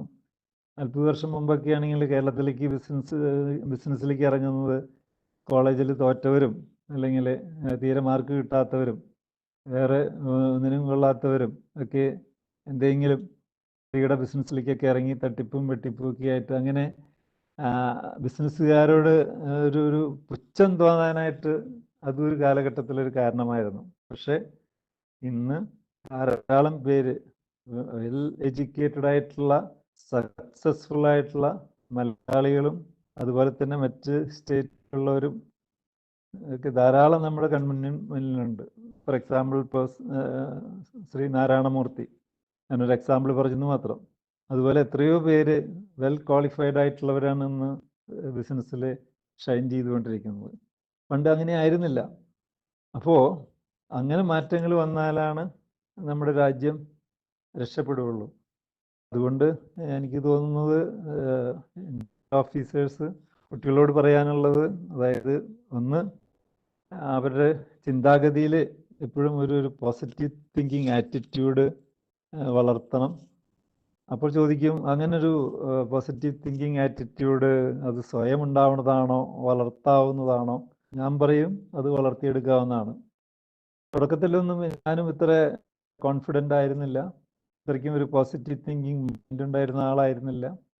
പക്ഷെ പടിപടിയായിട്ട് ഞാൻ നേരത്തെ പറഞ്ഞ മാതിരി പലരെയും ഫോളോ ചെയ്യുമ്പോൾ നമുക്ക് വിജയിക്കണമെങ്കിൽ നമ്മൾ നെഗറ്റീവ് തോട്ട്സ് മാറ്റിവെച്ച് പോസിറ്റീവായി തിങ്ക് ചെയ്താൽ മാത്രമേ രക്ഷ കിട്ടുകയുള്ളൂ എന്നൊരു തോന്നലുണ്ടായി. അതുപോലെ നമ്മൾ വളരണമെങ്കിൽ നമ്മുടെ സ്ഥാപനം വളരണമെങ്കിൽ തീർച്ചയായിട്ടും നമ്മൾ സ്വയം നമ്മളിൽ ഇൻവെസ്റ്റ് ചെയ്ത് നമ്മുടെ കഴിവുകൾ വർദ്ധിപ്പിക്കാതെ ഭാഗ്യം ഉണ്ടെന്ന് വിചാരിച്ചിട്ട് ഭാഗ്യത്തിൽ വിശ്വസിച്ചിട്ട് ഭാഗ്യമാണ് എല്ലാത്തിൻ്റെയും ആധാരം എന്ന് വിശ്വസിച്ചിട്ട് അതിൻ്റെ പുറകെ പോവാതെ വർക്ക് ഹാർഡ്, നമ്മൾ സ്വയം നമ്മളിൽ തന്നെ കൂടുതൽ അറിവ് നേടുക എന്നുള്ള ഒരു സെൽഫ് ഡെവലപ്മെൻ്റ് എന്നുള്ളൊരു ഒരു പോയിന്റ് കുട്ടികളോട് പറഞ്ഞു കൊടുക്കാവുന്നതാണ്. ഞാൻ പലപ്പോഴും പറയാറുണ്ട്, ഞാൻ ഭാഗ്യത്തിൽ വിശ്വസിക്കുന്നില്ല. കാരണം ഭാഗ്യം ചിലപ്പോൾ ഇന്നുണ്ടാവാം, നാളെ ഉണ്ടാവാം, ഓക്കെ വീക്ക് ഉണ്ടാവാം, അല്ലെങ്കിൽ എല്ലാ കൊല്ലവും 44 വർഷവും തുടർച്ചയായിട്ട് ഭാഗ്യം ഭാഗ്യം ഭാഗ്യം മാത്രമായിരിക്കും. അല്ല തുടർച്ചയായിട്ട് ഭാഗ്യക്കേടുകൾ ഉണ്ടായിട്ടുണ്ട്. പക്ഷെ ഭാഗ്യക്കേടുകൾ വരുമ്പോൾ അതിനെ ആത്മസംയമനത്തോടെ നേരിടുന്നവരാണ് പിന്നീട് ലീഡേഴ്സായിട്ട് മാറുന്നത്. അത് വളരെ ക്ലിയർ അല്ലേ? കാരണം ഫോർ എക്സാമ്പിൾ, ഇപ്പോൾ മഹാത്മാഗാന്ധിജിയുടെ ജീവചരിത്രം നോക്കിയാലും അല്ലെങ്കിൽ നെൽസൺ മണ്ടേലയുടെ ജീവചരിത്രം നോക്കിയാലും എത്രയോ നാള് ഫൈറ്റ് ചെയ്തിട്ട് എത്രയോ നാള് ബുദ്ധിമുട്ടിയിട്ടാണ് അവരുടെ ലക്ഷ്യം നേടിയത്. നെൽസൺ മണ്ടേല എത്രയോ വർഷം ജയിലിൽ കിടന്ന ആളാണ്. ഗാന്ധിജി എത്രയോ വർഷം ട്രൈ ചെയ്തിട്ടാണ് ഇന്ത്യക്ക് സ്വാതന്ത്ര്യം കിട്ടിയത്. അദ്ദേഹം ആദ്യം ഈ ആശയം പറയുമ്പോഴൊന്നും ജനങ്ങൾക്ക് യാതൊരു വിശ്വാസം ഉണ്ടായിരുന്നില്ല. ഇതൊന്നും നടക്കാത്ത കാര്യം, ഇതൊക്കെ ഒരിക്കലും നടക്കാത്ത സ്വപ്നങ്ങളാണെന്നാണ് ആദ്യമൊക്കെ വിചാരിച്ചിരുന്നത്. പടിപടിയായിട്ട് അത് അദ്ദേഹം ജനങ്ങളിൽ എത്തിച്ചു. അങ്ങനെ സക്സസ് ഒരു ഓവർനൈറ്റിൽ ഉണ്ടാവില്ല എന്നും കൂടി കുട്ടികളെ പറഞ്ഞ് ബോധ്യപ്പെടുത്തേണ്ടതാണ്. അതുപോലെ തന്നെ ഒരു പോയിന്റും കൂടി പറഞ്ഞിട്ട് ഞാൻ നിർത്താം. കാരണം എനിക്ക് താല്പര്യം, ചോദ്യങ്ങളുണ്ടെങ്കിൽ അതിന് ഉത്തരം പറയുകയായിരിക്കും. കാരണം നിങ്ങളെല്ലാവരും നോഡൽ ഓഫീസേഴ്സാണ്. അപ്പോൾ നിങ്ങളുടെ ചോദ്യങ്ങൾക്ക് ഉത്തരം പറയാനായിരിക്കാണ് എനിക്ക് താല്പര്യം. ഒരു പോയിന്റും കൂടി എടുത്തു പറയാനുള്ളത്, ഒരു quality consciousness and straight forward attitude. ഒരു വേറൊരു പാത, അത് വേറൊരു റൂട്ട് വിജയിക്കില്ല എന്നുള്ളത് വളരെ ക്ലിയറാണ്. ഇവിടെ നോക്കുമ്പോഴും എത്ര സക്സസ്ഫുൾ ആയിട്ടുള്ളവരെ അനലൈസ് ചെയ്താലും ഒരു quality consciousness, straight forward attitude, ഇത് രണ്ടും ഫോളോ ചെയ്യാത്ത ഒരു ലോങ് ടേം സക്സസ് ഉണ്ടാവില്ല. കുറച്ച് നാൾ അല്ലെങ്കിൽ കുറച്ച് പേരെയൊക്കെ കബളിപ്പിക്കാൻ പറ്റും, എല്ലാവരെയും എല്ലാ കാലം കബളിപ്പിക്കാൻ പറ്റില്ല. അപ്പോൾ ആ ഒരു മെസ്സേജും കുട്ടികൾക്ക് കൊടുക്കാവുന്നതാണ്. കാരണം ഇപ്പം നേരത്തെ നിങ്ങൾ സൂചിപ്പിച്ച് ഇതൊരു 1 വീക്ക് സെമിനാറാണ്. ധാരാളം ബാക്കി പല സബ്ജക്റ്റുകളും ഇവിടെ ടെക്നോളജിയെ പറ്റി ഇനി അടുത്ത ആൾ സംസാരിക്കുന്നുണ്ട്, അല്ലെങ്കിൽ ഓരോരോ വിഷയത്തെപ്പറ്റി സംസാരിക്കുന്നുണ്ട്. പക്ഷെ ഞാനീ പറയുന്നതെല്ലാം അതിൻ്റെ ഒരു ജനറൽ വശങ്ങളാണ്. കാരണം ഞാൻ ഇത് പഠിച്ചെടുത്തത് മറ്റുള്ളവരെ ഒബ്സർവ് ചെയ്തിട്ടാണ്. ശ്രീ നാരായണമൂർത്തി എങ്ങനെ വിജയിച്ചു, അല്ലെങ്കിൽ അസീം പ്രേംജി എങ്ങനെ വിജയിച്ചു, ടാറ്റ ഗ്രൂപ്പ് ഇത്രയും തലമുറകളായിട്ട് വിജയിച്ചു കൊണ്ടിരിക്കുന്നു, അതുപോലെ ഗോദ്രേജ് ഫാമിലി ഇത്രയും തലമുറകളായിട്ട് മുന്നോട്ട് പോകുന്നു, അല്ലെങ്കിൽ TVS ഗ്രൂപ്പ്. അപ്പോൾ അതിലൊക്കെ ഒരു ചെറിയ കോമൺ ഫാക്ടർ അവരുടെ ഒരു ക്വാളിറ്റി കോൺഷ്യസ്നെസ്, സ്ട്രേറ്റ് ഫോർവേഡ്നെസ് അതാണെന്നാണ് എൻ്റെ ഒരു തോന്നൽ. അപ്പോൾ ഇത്തരം ആയിട്ടുള്ള സോഫ്റ്റ് സ്കിൽസും കൂടി കുട്ടികളെ പറഞ്ഞ് ബോധ്യപ്പെടുത്തേണ്ടതുണ്ട്. ഫ്രണ്ട്സ്, ഇത്രയും ഒരു ആമുഖമായിട്ട് ഞാൻ പറഞ്ഞുകൊണ്ട് എൻ്റെ ടോക്ക് ഇവിടെ നിർത്താം. സമയം ചോദ്യോത്തരങ്ങളിലേക്ക് കിടക്കാം. അപ്പോൾ എനിക്കൊരു അവസരം തന്നതിന് അധികം നന്ദിയുണ്ട്. Thank you very much. Thank you sir. വളരെ എല്ലാവരെയും പ്രചോദിപ്പിക്കുന്ന ഒരു സംസാരമായിരുന്നു. ഇനി നമ്മുടെ പാർട്ടിസിപ്പൻസിനുള്ള അവസരമാണ്. ഞാൻ തന്നെ വളരെ എക്സൈറ്റഡ് ആയിട്ടിരിക്കുകയാണ്. ഞാൻ പണ്ട് കുട്ടികളെ കൊണ്ട് ഈ വണ്ടർലയിൽ പോകുമ്പോൾ ഈ കുട്ടികളുടെ ഈ സന്തോഷവും കൗതുകവും ഒക്കെ കാണുമ്പോൾ ഞാൻ അങ്ങനെ ആലോചിക്കാറുണ്ട്, ഒരു ബിസിനസ് മൈൻഡുള്ള ഒരാൾക്ക് ഇങ്ങനെ ഒരു എങ്ങനെയാണ് ഇങ്ങനെ ഒരു ഐഡിയ കൺസീവ് ആയത്? പണ്ടിങ്ങനെ ചെന്നൈയിലെ കിഷ്കിണ്ടിയും എം ഒക്കെ കാണായിരുന്നു ഇങ്ങനെ ഒരു ഇതിലേക്ക് പോവാൻ, നമ്മൾ ഒരു ഇങ്ങനത്തെ ഒരു പാർക്കിലേക്ക് പോവാൻ. എനിക്ക് തോന്നുന്നു കേരളത്തിൽ ഇത്ര മനോഹരമായിട്ട് ഒരു പ്രദേശത്തിനെ ഇത്ര കൺവേർട്ട് ചെയ്തെടുത്ത ആ ഒരു അതൊരു ഭാവനയും ഒരുപാട് ഘടകങ്ങൾ അതിൽ വരുന്നുണ്ട്. ആ ഒരു കൗതുകവും ഒക്കെ ശരിക്കും ഒരു കുട്ടിയുടെ ഒരു പോലെ നിന്ന് ചിന്തിച്ച് ചെയ്യുന്ന ഒരു കാര്യമാണ്. അപ്പം വളരെ എക്സൈറ്റഡ് ആണ്. മാത്രമല്ല ഇങ്ങനെ ഒരാളെ നമ്മൾ ഒരു പരിപാടിയിൽ കാണുന്നതിൽ വളരെയധികം സന്തോഷമുണ്ട്. അപ്പോൾ ഒരു ചോദ്യം ഞാൻ ചോദിച്ചു തുടങ്ങുകയാണ്, പാർട്ടിസിപ്പൻസിനുള്ള ഇനിയുള്ള അവസരമാണ്. ഈ വണ്ടർല എന്നുള്ള ഐഡിയ സാർ എങ്ങനെയാണ് കൺസീവ് ചെയ്തത്? അതിന്റെ പിറകിലുള്ള ഒരു ഇത് എന്തായിരുന്നു? Okay, thank you. നല്ല ചോദ്യമാണ്. എല്ലാവരും മിക്കപ്പോഴും ചോദിക്കാറുള്ളൊരു ചോദ്യമാണ്. കാരണം വി ഗാർഡ് എന്നുള്ള ഒരു ആക്ടിവിറ്റിയിൽ നിന്ന് മാറിയിട്ട് ടോട്ടലി വ്യത്യസ്തമായിട്ട് എന്തുകൊണ്ട് വണ്ടർല അമ്യൂസ്മെന്റ് പാർക്ക് എന്നുള്ളൊരു ആശയത്തിലേക്ക് തിരിഞ്ഞു എന്ന് ചോദിച്ചാൽ അതിന് ഒരു പ്രധാന കാരണം ആക്ച്വലി വി ഗാർഡ് തുടങ്ങിയിട്ട് ഏകദേശം 20 വർഷം കഴിഞ്ഞിട്ടാണ് ഞാൻ വണ്ടർല തുടങ്ങുന്നത്. ആ 20 വർഷമായപ്പോഴേക്കും വി ഗാർഡിൽ ധാരാളം വളർച്ചയുണ്ടായിരുന്നു. ഒത്തിരി പ്രോഡക്റ്റുകളായി, മറ്റ് സ്റ്റേറ്റിലേക്ക് ബിസിനസ് വ്യാപിപ്പിച്ചു, ധാരാളം മാനേജേഴ്സിനെ പടിപടിയായിട്ട് ഡെവലപ്പ് ചെയ്ത് ഉയർത്തിക്കൊണ്ടുവരാൻ സാധിച്ചു. അവർ കാര്യങ്ങൾ ഭംഗിയായിട്ട് നടത്തുന്നു. അങ്ങനെയുള്ളൊരു കാലഘട്ടത്തിൽ കുട്ടികൾ, എൻ്റെ മക്കൾ സ്കൂളിൽ പഠിക്കുന്ന കാലമാണ്. വർഷത്തിലൊരിക്കലെങ്കിലും ഹോളിഡേക്ക് ചിലപ്പോൾ വിദേശത്തൊക്കെ പോവാറുണ്ട്. അപ്പോൾ വിദേശത്ത് പോകുമ്പോൾ കുട്ടികൾക്ക് വേണ്ടിയിട്ട് അവിടെ ഡിസ്നി ലാൻഡ് അല്ലെങ്കിൽ യൂണിവേഴ്സൽ സ്റ്റുഡിയോ അങ്ങനെയുള്ളവിടെയൊക്കെ പോയിട്ടുണ്ട്. അപ്പോൾ എനിക്ക് തോന്നാറുണ്ട് എന്തുകൊണ്ട് അതിൻ്റെ ഒരു ചെറിയ പതിപ്പ് ഈ കേരളത്തിൽ ഇല്ലല്ലോ, അല്ലെങ്കിൽ കൊച്ചിയിൽ ഉണ്ടാക്കിക്കൂടെ?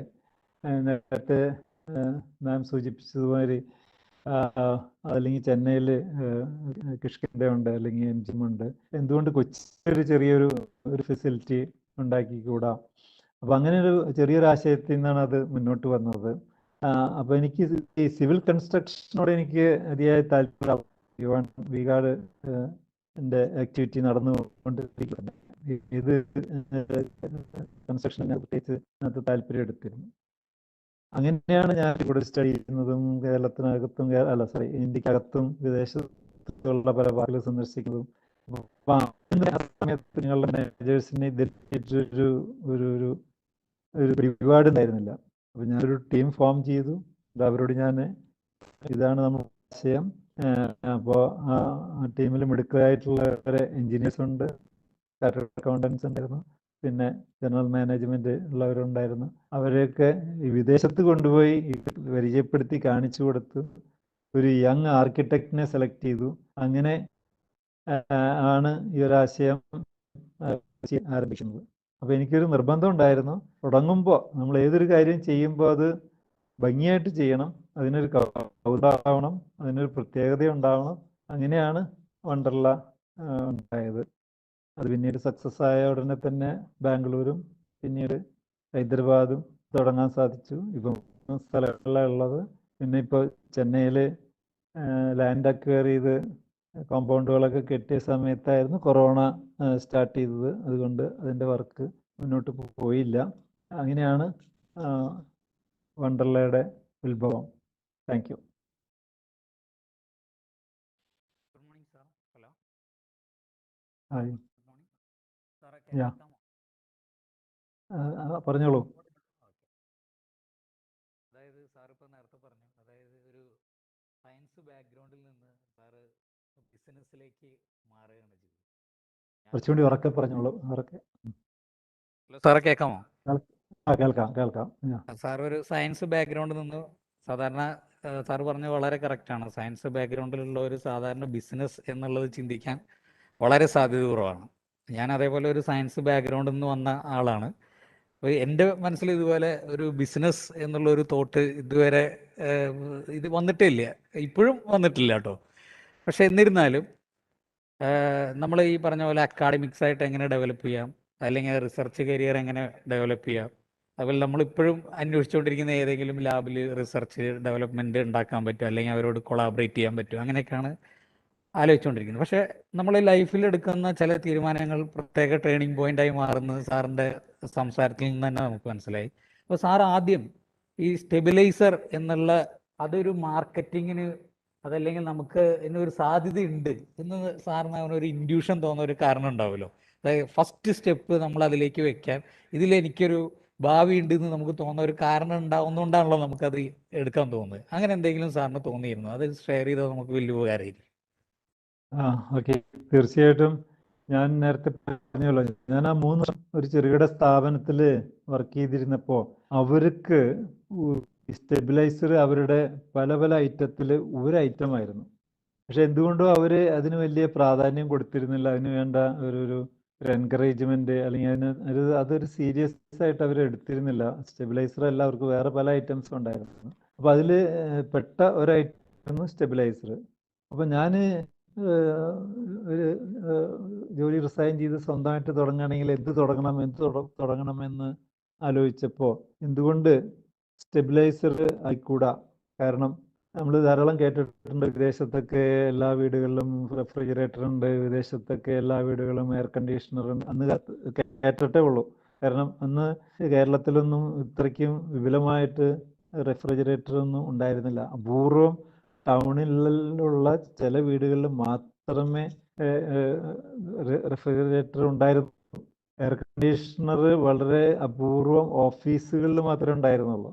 അപ്പോൾ അതേസമയം നമ്മൾ വിദേശത്തെ വാർത്തകൾ കേൾക്കുമ്പോൾ അറിയാം അവിടെ ഇതൊക്കെ വളരെ വ്യാപകമാണ്. അപ്പോൾ ഈ റെഫ്രിജറേറ്ററൊക്കെ ധാരാളം ഉണ്ടാവും, അല്ല വിൽപ്പന നടക്കും എന്നൊരു തോന്നൽ വന്നു. പക്ഷെ അതേസമയം നമ്മുടെ നാട്ടിലെ വോൾട്ടേജ് ഫ്ലക്ച്വേഷൻ ഒരു തടസ്സം തന്നെയാണ്. സ്റ്റെബിലൈസർ ഇല്ലാതെ റെഫ്രിജറേറ്റർ പ്രവർത്തിപ്പിക്കാൻ പറ്റുന്നില്ല, ഫ്രിഡ്ജ് പ്രവർത്തിപ്പിക്കാൻ പറ്റുന്നില്ല. അപ്പോൾ അതിലൊരു ഊന്നൽ കൊടുത്തു നോക്കാം എന്നുള്ളൊരു ലക്ഷ്യം വെച്ചിട്ടായിരുന്നു വി ഗാർഡ് സ്റ്റെബിലൈസർ ആദ്യമായിട്ട് തുടങ്ങിയത്. അപ്പോഴും എനിക്കൊരു ഭയം ഉണ്ടായിരുന്നു, ഈ വോൾട്ടേജ് ഫ്ലക്ച്വേഷനൊക്കെ പെട്ടെന്ന് മാറിപ്പോവും, രാജ്യം പുരോഗമിക്കുമ്പോൾ വോൾട്ടേജ് ക്ഷാമം തീർന്നു പോവും. അതുകൊണ്ട് നിങ്ങളുടെ അറിവിലേക്ക് പറയാണ്, വിത്തിൻ 3-4 ഇയേഴ്സ് ഞാൻ വേറെ പ്രോഡക്റ്റിലേക്കും കടന്നു. അതായത് സ്റ്റെബിലൈസർ മാത്രം നിലനിൽപ്പുണ്ടാവുമെന്ന് എനിക്ക് നല്ല ഉറപ്പുണ്ടായിരുന്നില്ല. അതോടൊപ്പം തന്നെ വാട്ടർ പമ്പ് സെറ്റ് മാനുഫാക്ചറിങ് തുടങ്ങി. പിന്നെ water heater, solar water heater late ആയിട്ടായിരുന്നു. അതുപോലെ ഓരോ പടിപടിയായിട്ട് പല പല പ്രോഡക്റ്റുകളിലേക്കും കടക്കാൻ കാരണം ഈ സ്റ്റെബിലൈസറിൻ്റെ ആവശ്യം നമ്മുടെ നാട്ടിൽ നിലച്ച് പോവാം, വോൾട്ടേജ് ഫ്ലക്ച്വേഷനൊക്കെ മാറുന്നൊരു കാലം വരും, വൈദ്യുതി സമൃദ്ധിയാവും എന്നൊക്കെ ഒരു തോന്നൽ ഉള്ളത് കൊണ്ട് മൾട്ടി പ്രോഡക്റ്റിലേക്ക് കിടക്കുന്നു. അങ്ങനെയാണ് തുടക്കത്തിൽ സ്റ്റെബിലൈസർ എന്നുള്ളൊരാശയം അതിൽ തുടങ്ങുകയും മറ്റ് പ്രോഡക്റ്റുകളിലേക്ക് വ്യാപിക്കുകയും ചെയ്തത്. Thank you sir. എനിക്ക് സാർ ഇപ്പോൾ ലോഗോ വിഗാർഡ് എന്നുള്ളതിന്റെ ലോഗോ മാറ്റി. ആ വിഗാർഡ് എന്നുള്ള പേര് എങ്ങനെയാണ് കിട്ടിയത്? അതിന്റെ ലോഗോയും സാർ മാറ്റി, ഒരു കങ്കാരു.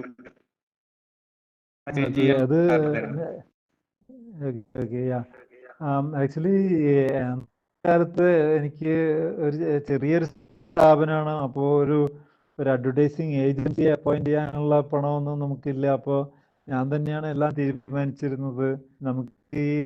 എനിക്കാണെങ്കിൽ ഈ ഒരു പ്രോഡക്റ്റ്, എൻ്റെ സ്റ്റെബിലൈസറിന് ഒരു പേര് വേണം. സ്റ്റെബിലൈസർ എന്ന് പറഞ്ഞാൽ പ്രൊട്ടക്ഷൻ ആണ് അത്. ഓക്കെ, അപ്പോൾ വോൾട്ടേജ് പ്രൊട്ടക്ഷൻ ആണ്, വോൾട്ടേജ് ഗാർഡ് ആണ്. അപ്പോൾ അങ്ങനെയാണ് ഞാൻ തന്നെ ഡാഷ് ഗാർഡ് എന്നൊക്കെ എഴുതിയൊരു ഓവൽ ഷേപ്പിലൊരു സർക്കിളൊക്കെ വരച്ച് ഒരു ആർട്ടിസ്റ്റിനെ കൊണ്ട് അത് ഭംഗിയായിട്ട് വരപ്പിച്ച് ആ ഒരു ലോഗോ തീരുമാനിച്ചത്. അതിൻ്റെ കൂട്ടത്തിൽ ഒരു കൗതുകം പോലെ ഇരിക്കട്ടെ എന്ന് വിചാരിച്ച് അതിനൊരു എന്തെങ്കിലും ഒരു കാരിക്കേച്ചർ ഒരു ഉണ്ടാവട്ടെ എന്ന് വിചാരിച്ചിട്ടാണ് കങ്കാരുവിനെ സെലക്ട് ചെയ്തത്. കങ്കാരുവിനെ സെലക്ട് ചെയ്യാൻ കാരണം കങ്കാരു അതിൻ്റെ കുഞ്ഞിനെ അതിൻ്റെ ഉദരത്തിൽ സംരക്ഷിക്കുന്ന പോലെ എന്നുള്ളൊരു ഫീല് കിട്ടാനായിട്ട്, ഒരു കൗതുകത്തിനായിരുന്നു ആ ലോഗോ സെലക്ട് ചെയ്തത്. പിന്നീട് ആക്ച്വലി ഒരു 35 വർഷം കഴിഞ്ഞപ്പോൾ വിഗാർഡ് ലോഗോ റീഡിസൈൻ ചെയ്തത് ബോംബെയിലുള്ള വലിയ ഏജൻസി ആയിരുന്നു. അപ്പോൾ അവർ ഡിസ്കഷനൊക്കെ വന്നപ്പോൾ ഞാൻ അവരോട് പറഞ്ഞു, ലോഗോയിൽ കങ്കാരുവിനെ മാറ്റിയാലൊന്നൊരു എനിക്കൊരു വിഷമമൊന്നുമില്ല, എനിക്കങ്ങനെ പ്രത്യേകിച്ചൊരു സെൻറ്റിമെൻറ്റ്സ് ഒന്നുമില്ല, അത് വേണമെങ്കിൽ മാറ്റണമെങ്കിൽ മാറ്റാം. അത് അപ്പോൾ അവരാണ് പറയുന്നത് അയ്യോ അത് കങ്കാരുവിനെ മാറ്റാൻ പറ്റില്ല, അത് ഇത്രയും നാളായിട്ടുള്ള വീഗാർഡായിട്ട് മെർജ് കിടക്കുകയാണ്, അതുകൊണ്ട് അറ്റ്ലീസ്റ്റ് ഒരു കാരിക്കേച്ചർ ഫോമിലെങ്കിലും കാങ്കരു ഉണ്ടായിരിക്കണം. ആദ്യം ഒരു റിയൽ ടൈപ്പ് കാങ്കരുവിൻ്റെ ഫോട്ടോ ആയിരുന്നു, പിന്നീട് അവരതിനെ മാറ്റി ഒരു കാരിക്കേച്ചർ ഫോമിൽ ഒരു ആർട്ട് വർക്കാക്കി മാറ്റിയെന്നാണ്. ഇതായിരുന്നു വീഗാർഡിൻ്റെ പേരിൻ്റെ ഉത്ഭവം. Thank you. സാറേ ഞാൻ ഹരിഹരനാണ്, കാർമൽ പോളിടെക്നിക് കോളേജിൽ നിന്ന്. അപ്പോൾ ഇപ്പോൾ ഈ പുതിയ ഒരു എഡ്യൂക്കേഷണൽ പോളിസി വരുമ്പോൾ ആ പുതിയ ഒരു വിദ്യാഭ്യാസ നയത്തിനോട് അനുബന്ധിച്ച് സാറിന് ഈ സ്കിൽ ഡെവലപ്മെന്റ് ചെയ്യുന്ന ഒരു വിദ്യാഭ്യാസ സ്ഥാപനം, ഒരു ഇൻഡസ്ട്രി, അതായത് എന്താ സ്കിൽ ഡെവലപ്മെന്റ് ഇൻഡസ്ട്രി, അതായത് നമ്മുടെ ഈ ഒറീസയിൽ നമ്മുടെ സുബ്രതോ ബക്കാച്ചി ചെയ്ത പോലെയുള്ള ഒരു സ്കിൽ ഡെവലപ്മെന്റ് ഇൻഡസ്ട്രി അല്ല, ഒരു ഇൻസ്റ്റിറ്റ്യൂഷൻ ഒരു പ്രൈവറ്റ് മേഖലയിൽ തന്നെ തുടങ്ങുന്നതിനെ കുറിച്ചും അതുവഴി ഇന്ത്യയിലെ റൂറൽ ഏരിയയിലുള്ള വിദ്യാർത്ഥികൾക്ക് ബെനിഫിറ്റ് ചെയ്യുന്ന ഒരു സ്ഥാപനം തുടങ്ങുന്നതിനെ കുറിച്ച് ആലോചിച്ചുകൂടെ? പ്രത്യേകിച്ച് ഒരു ഗവൺമെന്റിന്റെ ലെവലിലുള്ള ഒരു ഇൻസ്റ്റിറ്റ്യൂഷന് സക്സസ് സ്റ്റോറി വളരെ കുറവായിരിക്കും. അതുകൊണ്ട് അങ്ങനെ ഒരു ഇൻസ്റ്റിറ്റ്യൂഷൻ തുടങ്ങാനായിട്ട് ഞാൻ പ്ലാൻ ഇട്ടിട്ടില്ല. പക്ഷേ നിങ്ങളുടെ അറിവിലേക്ക് ഒരു കാര്യം പറയാം. ആക്ച്വലി ഞങ്ങൾക്ക് കെ ചിറ്റലപ്പള്ളി ഫൗണ്ടേഷൻ എന്ന് പറഞ്ഞൊരു ട്രസ്റ്റ് ഉണ്ട്. ആ ട്രസ്റ്റിൻ്റെ കീഴിൽ എൻ്റർപ്രണേഴ്സിന് ഒരു എംപവർമെൻറ്റ് കൊടുക്കുന്ന, അതായത് എക്സിസ്റ്റിംഗ് എൻ്റർപ്രണേഴ്സിന്, അതായത് തുടങ്ങിക്കഴിഞ്ഞിട്ടുള്ള ചെറുകിട സംരംഭകർക്ക് അവർക്ക് ഇത്തരം ഞാനിപ്പോൾ നേരത്തെ പറഞ്ഞിട്ടുള്ള ചില അത്രയോ സോഫ്റ്റ് സ്കിൽസ് നോളജ് പാർട്ടിയായിട്ടുള്ള ഒരു ഷോർട്ട് ടേം ട്രെയിനിങ് കോഴ്സും വിജയ് ഭവ എന്ന് പറഞ്ഞ ഒരു ആക്ടിവിറ്റി നടന്നുകൊണ്ടിരിക്കുന്നുണ്ട്. അത് കഴിഞ്ഞ 5 വർഷമായിട്ടുണ്ട്. അപ്പോൾ അതിൽ ഉദ്ദേശം ഇത്രയാണ്, അതായത് ചെറുകിട സ്ഥാപനങ്ങളിലുള്ളവർക്ക് കൂടുതൽ അവർ ഏതോ ഒരു കാരണം കൊണ്ട് തുടങ്ങിപ്പോയി, പക്ഷേ തുടങ്ങിയിട്ട് വളർച്ച വഴി നിൽക്കുകയാണെങ്കിൽ അവർക്ക് ഇത്തരത്തിലുള്ള ചില നിർദ്ദേശങ്ങൾ കൊടുക്കുക, അവരൊരു മെൻറ്റർ ചെയ്യുക, അല്ലെങ്കിൽ അവർക്ക് അവരുടെ സ്ഥാപനം വളർത്താനായിട്ട് എന്ത് അതിന് ഞങ്ങൾക്ക് ഒരു പാനൽ ഓഫ് ഒരു എക്സ്പേർട്സ് ഉണ്ട്. അതുപോലെ അവർക്ക് ട്രെയിനിങ് ക്ലാസ്സുകൾ അല്ലെങ്കിൽ അങ്ങനത്തെ ഒരു ട്രെയിനിങ് കഴിഞ്ഞിട്ടുള്ളവർ ഇവർ തമ്മിലൊരു കൂട്ടായ ഒരു വിജയ് ഭവ അലുമിനി എന്ന് പറഞ്ഞൊരു അസോസിയേഷൻ ഉണ്ട്. ഇപ്പോൾ ഏകദേശം 600ഓളം പേര് അതിനകത്ത് അംഗമാണ്. എല്ലാം ചെറുകിട സ്ഥാപനങ്ങളാണ്, എല്ലാവരും എൻ്റർപ്രണേഴ്സാണ്.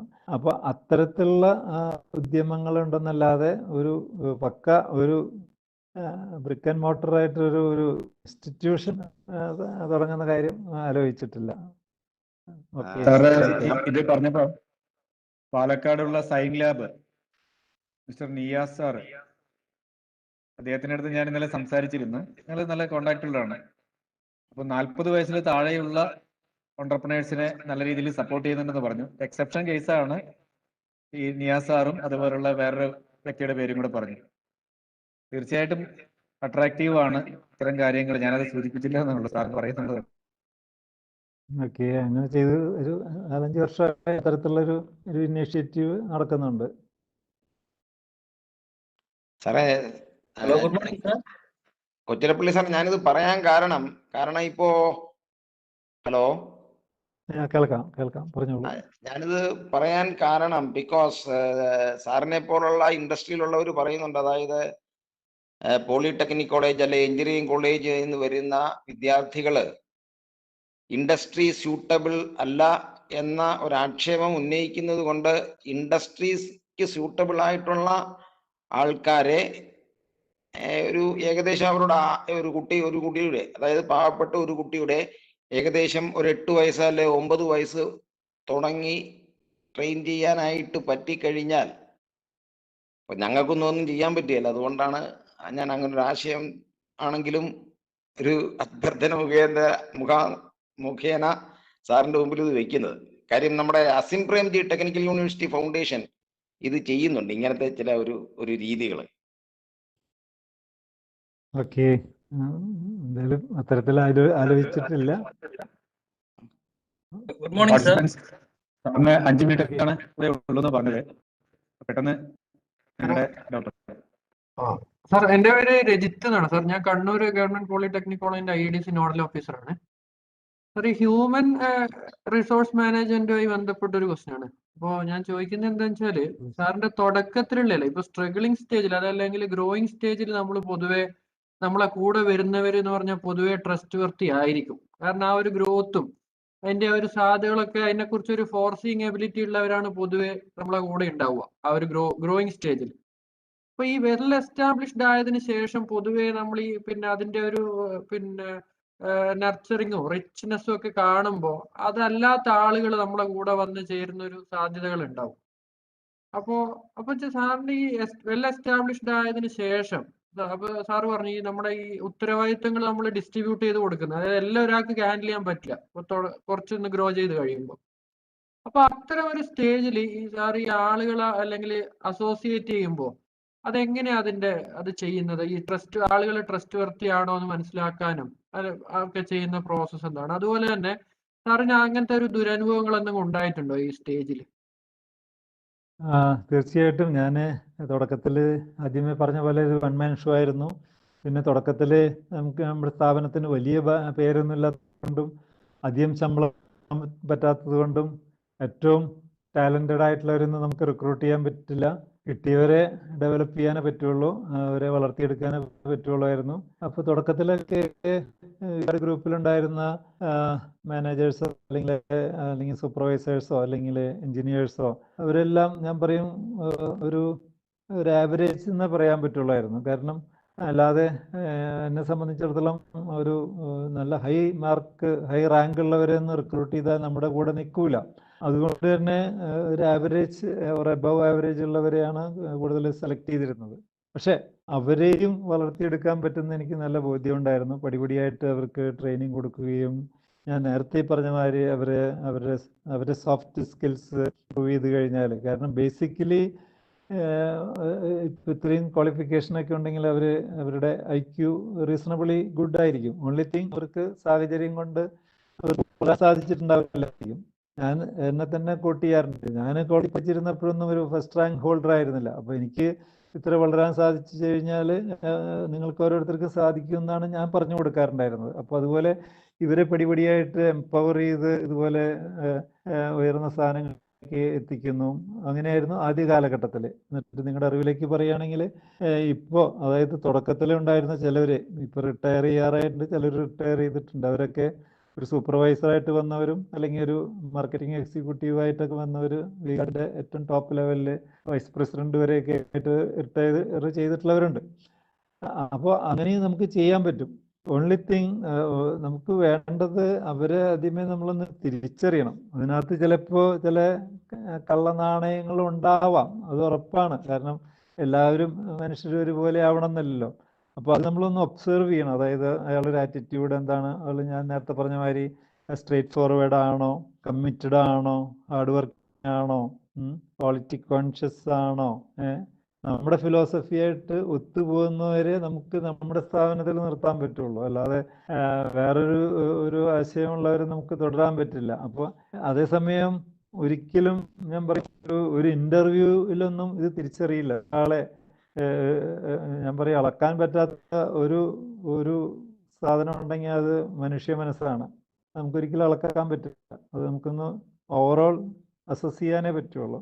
കറക്റ്റായിട്ട് തിരിച്ചറിയണമെങ്കിൽ അയാൾ എടുത്ത് ആ പ്രൊബേഷണറി പീരീഡ് 1 ഇയർ കഴിയുമ്പോഴേക്കും നമുക്ക് അയാളെ ഏറെക്കുറെ മനസ്സിലാവും. അയാളൊരു ഹാർഡ് വർക്കിംഗ് ആറ്റിറ്റ്യൂഡുള്ള ആളാണോ, അല്ലെങ്കിൽ നമ്മുടെ ഫിലോസഫി ആയിട്ട് ചേർന്ന് പോകുന്ന ആളാണോ. അപ്പോൾ അങ്ങനെയുള്ളവരെ നമ്മൾ പതുക്കെ ഉയർത്തി കൊണ്ടുവരികയും അല്ലാതെ തട്ടിപ്പും വെട്ടിപ്പും കാണിക്കുന്നവരെ പതുക്കെ സ്ഥാപനത്തിൽ നിന്ന് ഒഴിവാക്കുകയും ചെയ്തിട്ടുള്ള ധാരാളം സംഭവങ്ങൾ ഉണ്ടായിട്ടുണ്ട്. ഈവൻ ചില മിഡിൽ ലെവൽ മാനേജേഴ്സ് ഈവൻ ചില ചീറ്റിംഗ് കേസുകളിലൊക്കെ പിടിക്കപ്പെട്ടിട്ടുണ്ട്. അപ്പോൾ അതൊരു പ്രോസസ്സാണ്. അപ്പോൾ ഞാൻ പറയുന്നത് നമ്മൾ പടിപടിയായിട്ട് HR ഹ്യൂമൻ റിലേഷൻ അല്ലെങ്കിൽ ആ വിങ് ഡെവലപ്പ് ചെയ്തെടുത്തു. ഇന്നിപ്പോൾ വി ഗാർഡിലെ IIT-ന്നും IIM-ന്നും ഒക്കെ ഉള്ളവർ ജോലി ചെയ്യുന്നുണ്ട്. പക്ഷെ അപ്പോൾ ഇപ്പോൾ അതനുസരിച്ചിട്ടുള്ള ടോപ്പ് ലെവലിലും നമ്മൾ ലാറ്ററൽ റിക്രൂട്ട്മെന്റ് നടത്തിയിട്ട് ടോപ്പ് ലെവലിലും അത്തരത്തിലുള്ള കഴിവുള്ളവരുണ്ട്. അപ്പം ഞാൻ പറയുന്നത് സ്ഥാപനം വളരണമെങ്കിൽ നമുക്ക് പലതരത്തിലുള്ള വ്യക്തികൾ വേണം. ഞാൻ പറയും ഒരു ഫോറസ്റ്റ് കഴിഞ്ഞാൽ അവിടെ പലതരത്തിലുള്ള മൃഗങ്ങളുണ്ടല്ലോ, അതുപോലെ തന്നെ സ്ഥാപനമായി കഴിഞ്ഞാൽ അവിടെ പലതരത്തിലുള്ള ആളുകളുണ്ടാവും. പക്ഷെ അവരൊക്കെ നമ്മൾ ഒരു ഫിലോസഫിയിൽ അല്ലെങ്കിൽ ഒരു ഐഡിയോളജിയിൽ കോർത്തിണക്കിയാലാണ് അതിന് നിലനിൽപ്പുണ്ടാവുള്ളൂ, അതിനൊരു കെട്ടുറപ്പുണ്ടാവുള്ളൂ. അത് ഞാൻ പറയും, അതൊരു സ്ഥാപനമായാലും ശരി, ഒരു പൊളിറ്റിക്കൽ പാർട്ടി ആയാലും ശരി, അല്ലെങ്കിൽ ഏതെങ്കിലും ഒരു സോഷ്യൽ ഓർഗനൈസേഷൻ ആണെങ്കിലും ശരി, ആ ഒരു ലൈക്ക് മൈൻഡഡ് ഗ്രൂപ്പ് ഓഫ് പീപ്പിളെ വാർത്തെടുക്കേണ്ട ചുമതല അതും ടോപ്പ് ലെവലിലുള്ള വ്യക്തിക്ക് ഉണ്ട്. ഞാൻ താങ്കളുടെ ചോദ്യത്തിന് ഉത്തരം പറഞ്ഞു എന്ന് വിചാരിക്കുന്നു. Thank you. Sir. Thank you. Hello, good morning sir. Good morning sir. എൻ്റെ പേര് മണികുമാർ ആണ്. ഞാൻ ഗവൺമെന്റ് പോളിടെക്നിക് കോളേജ് പാലക്കാട് നിന്നാണ്. സാർ, എനിക്ക് ചോദിക്കാനുള്ളതെന്ന് വെച്ച് കഴിഞ്ഞാൽ, നമ്മൾ ശരിക്കും പറഞ്ഞാൽ സാറിന്റെ കുറച്ച് ഇന്റർവ്യൂസ് ഞാൻ കണ്ടിട്ടുണ്ട്. നമ്മളൊരു ചിലപ്പോ പെട്ടെന്ന് കൂടുതൽ എക്സൈറ്റഡ് ആയി പോകും, അല്ലെങ്കിൽ ചെറിയ ചെറിയ പ്രശ്നങ്ങൾ നമ്മൾ വളരെ താഴ്ന്ന ലോ എനർജി സ്റ്റേറ്റിലാവും. പക്ഷെ ഞാൻ സാറിനെ കാണുമ്പോൾ സാറിന് വെച്ച് കഴിഞ്ഞാൽ എപ്പോഴും ഒരു ആ എനർജി മെയിൻറ്റെയിൻ ചെയ്യുന്നു, ആ ഒരു പ്രസന്റ് സ്റ്റേറ്റിൽ തന്നെ നിൽക്കാൻ കഴിയുന്നു. അതിന്റെ സീക്രട്ട് എന്താണ് സർ? അല്ല, അതിന്റെ സീക്രട്ട് എന്താണെന്ന് ചോദിച്ചു കഴിഞ്ഞാൽ ഇപ്പൊ നിങ്ങൾ കാണുന്ന പക്വതയൊന്നും എനിക്ക് ആദ്യകാലങ്ങളിൽ ഉണ്ടായിരുന്നില്ല എന്ന് ഉറപ്പാണ്. പക്ഷെ പയ്യെ പയ്യെ നമ്മൾ പല പല സാഹചര്യങ്ങളും ഫേസ് ചെയ്യുമ്പോൾ, അതായത് പല പല അനുഭവങ്ങളും ഉണ്ടാകുമ്പോൾ നമ്മൾ സ്വയം പഠിക്കണം. നമ്മൾ അതിൽ നിന്ന് പാഠങ്ങൾ പഠിക്കണം. ഞാൻ നേരത്തെ പറഞ്ഞു, അതായത് ഇത് തുടക്കത്തിലത്തൊരു വൺ മാൻ ഷോ ആയിരുന്നു. പക്ഷെ പിന്നീട് എനിക്ക് മനസ്സിലായി വൺ മാൻ ഷോ ആയിട്ട് ഇത് മുന്നോട്ട് കൊണ്ടുപോകാൻ പറ്റില്ല, ഒപ്പം കൂടുതൽ ആളുകൾ വേണം. അപ്പോൾ അവരെ അധികാരം ഏൽപ്പിക്കണം, അവരെ എംപവർ ചെയ്യണം. അധികാരം ഏൽപ്പിക്കുന്നതിന് മുമ്പേ തന്നെ അവരെ വളർത്തിയെടുക്കണം, എംപവർ ചെയ്യണം. അപ്പം അങ്ങനത്തെ ഒരു ആറ്റിറ്റ്യൂഡ്, അതായത് എനിക്ക് സാധിക്കുമെങ്കിൽ എൻ്റെ ഒപ്പമുള്ള കുറേ പേർക്ക് സാധിക്കും എന്നുള്ളൊരു തോന്നൽ ചിലവരുണ്ട്. അതായത് ചിലവർക്കൊരു അഹങ്കാരമുണ്ട്. അതായത് എനിക്കെല്ലാം അറിയാം, മറ്റുള്ളവർക്കൊന്നും അറിയില്ല, ഞാൻ പറഞ്ഞ മാതിരി ചെയ്താൽ മതി എന്നുള്ളൊരു ആറ്റിറ്റ്യൂഡുള്ളവർക്ക് വളരാൻ സാധിക്കില്ല. അതുപോലെ തന്നെ ഞാൻ പലപ്പോഴും എന്നെ തന്നെ വിലയിരുത്താറുണ്ട്. ഞാൻ നേരത്തെ സൂചിപ്പിച്ചമാതിരി കോളേജിലൊന്നും പഠിച്ചിരുന്നപ്പോൾ അത്രയും വലിയൊരു റാങ്ക് ഹോൾഡറോ അല്ലെങ്കിൽ ആയിരുന്നില്ല. ഒരു എബവ് ആവറേജ് മാത്രമായിരുന്നു. നാട്ടിൻപുറത്താണ് ജനിച്ചു വളർന്നത്. സാധാരണ നാട്ടിൻപുറത്തെ മലയാളം മീഡിയം സ്കൂളിലാണ് സ്കൂൾ വിദ്യാഭ്യാസം പൂർത്തിയാക്കിയത്. അപ്പോൾ എനിക്ക് ഇത്ര സാധിക്കുമെന്ന് വെച്ച് കഴിഞ്ഞാൽ ബാക്കി പലർക്കും ഒത്തിരി സാധിക്കും.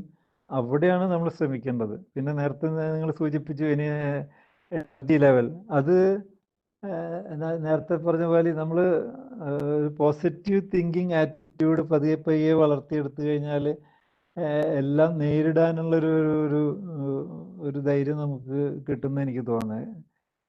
അതിപ്പോൾ ഞാൻ പടിപടിയായിട്ട് വളർത്തിയെടുത്ത ഒരു വ്യക്തിയാണ്. അപ്പോൾ അത്രയാണ് അതിനെ പറ്റി എനിക്ക് പറയാനുള്ളൂ.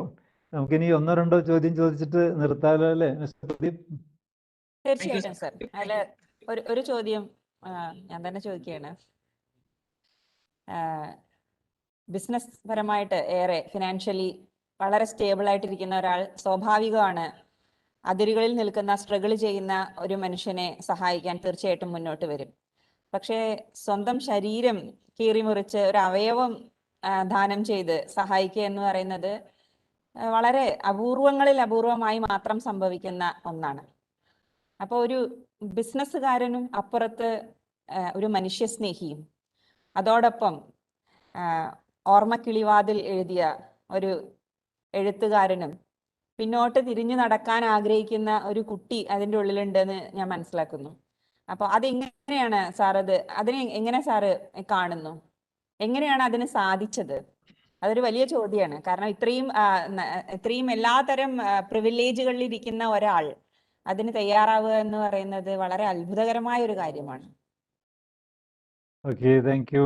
അപ്പോൾ നിങ്ങൾ സീന മിസ് സീന പറഞ്ഞു വരുന്നത് ഞാനൊരു വലിയ മഹത്തായ കാര്യം ചെയ്തു എന്ന് നിങ്ങൾ പറയുന്നുണ്ടെങ്കിലും എനിക്കത്ര കാര്യമായിട്ട് തോന്നുന്നില്ല.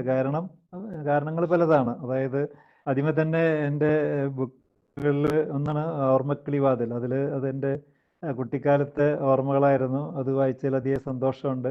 പിന്നെ നമ്മൾ ഈ ഓർഗൻ ഡൊണേഷനിലേക്ക് കിടക്കുകയാണെങ്കിൽ ഇന്നൊരു പ്രത്യേകത കൂടിയുണ്ട്.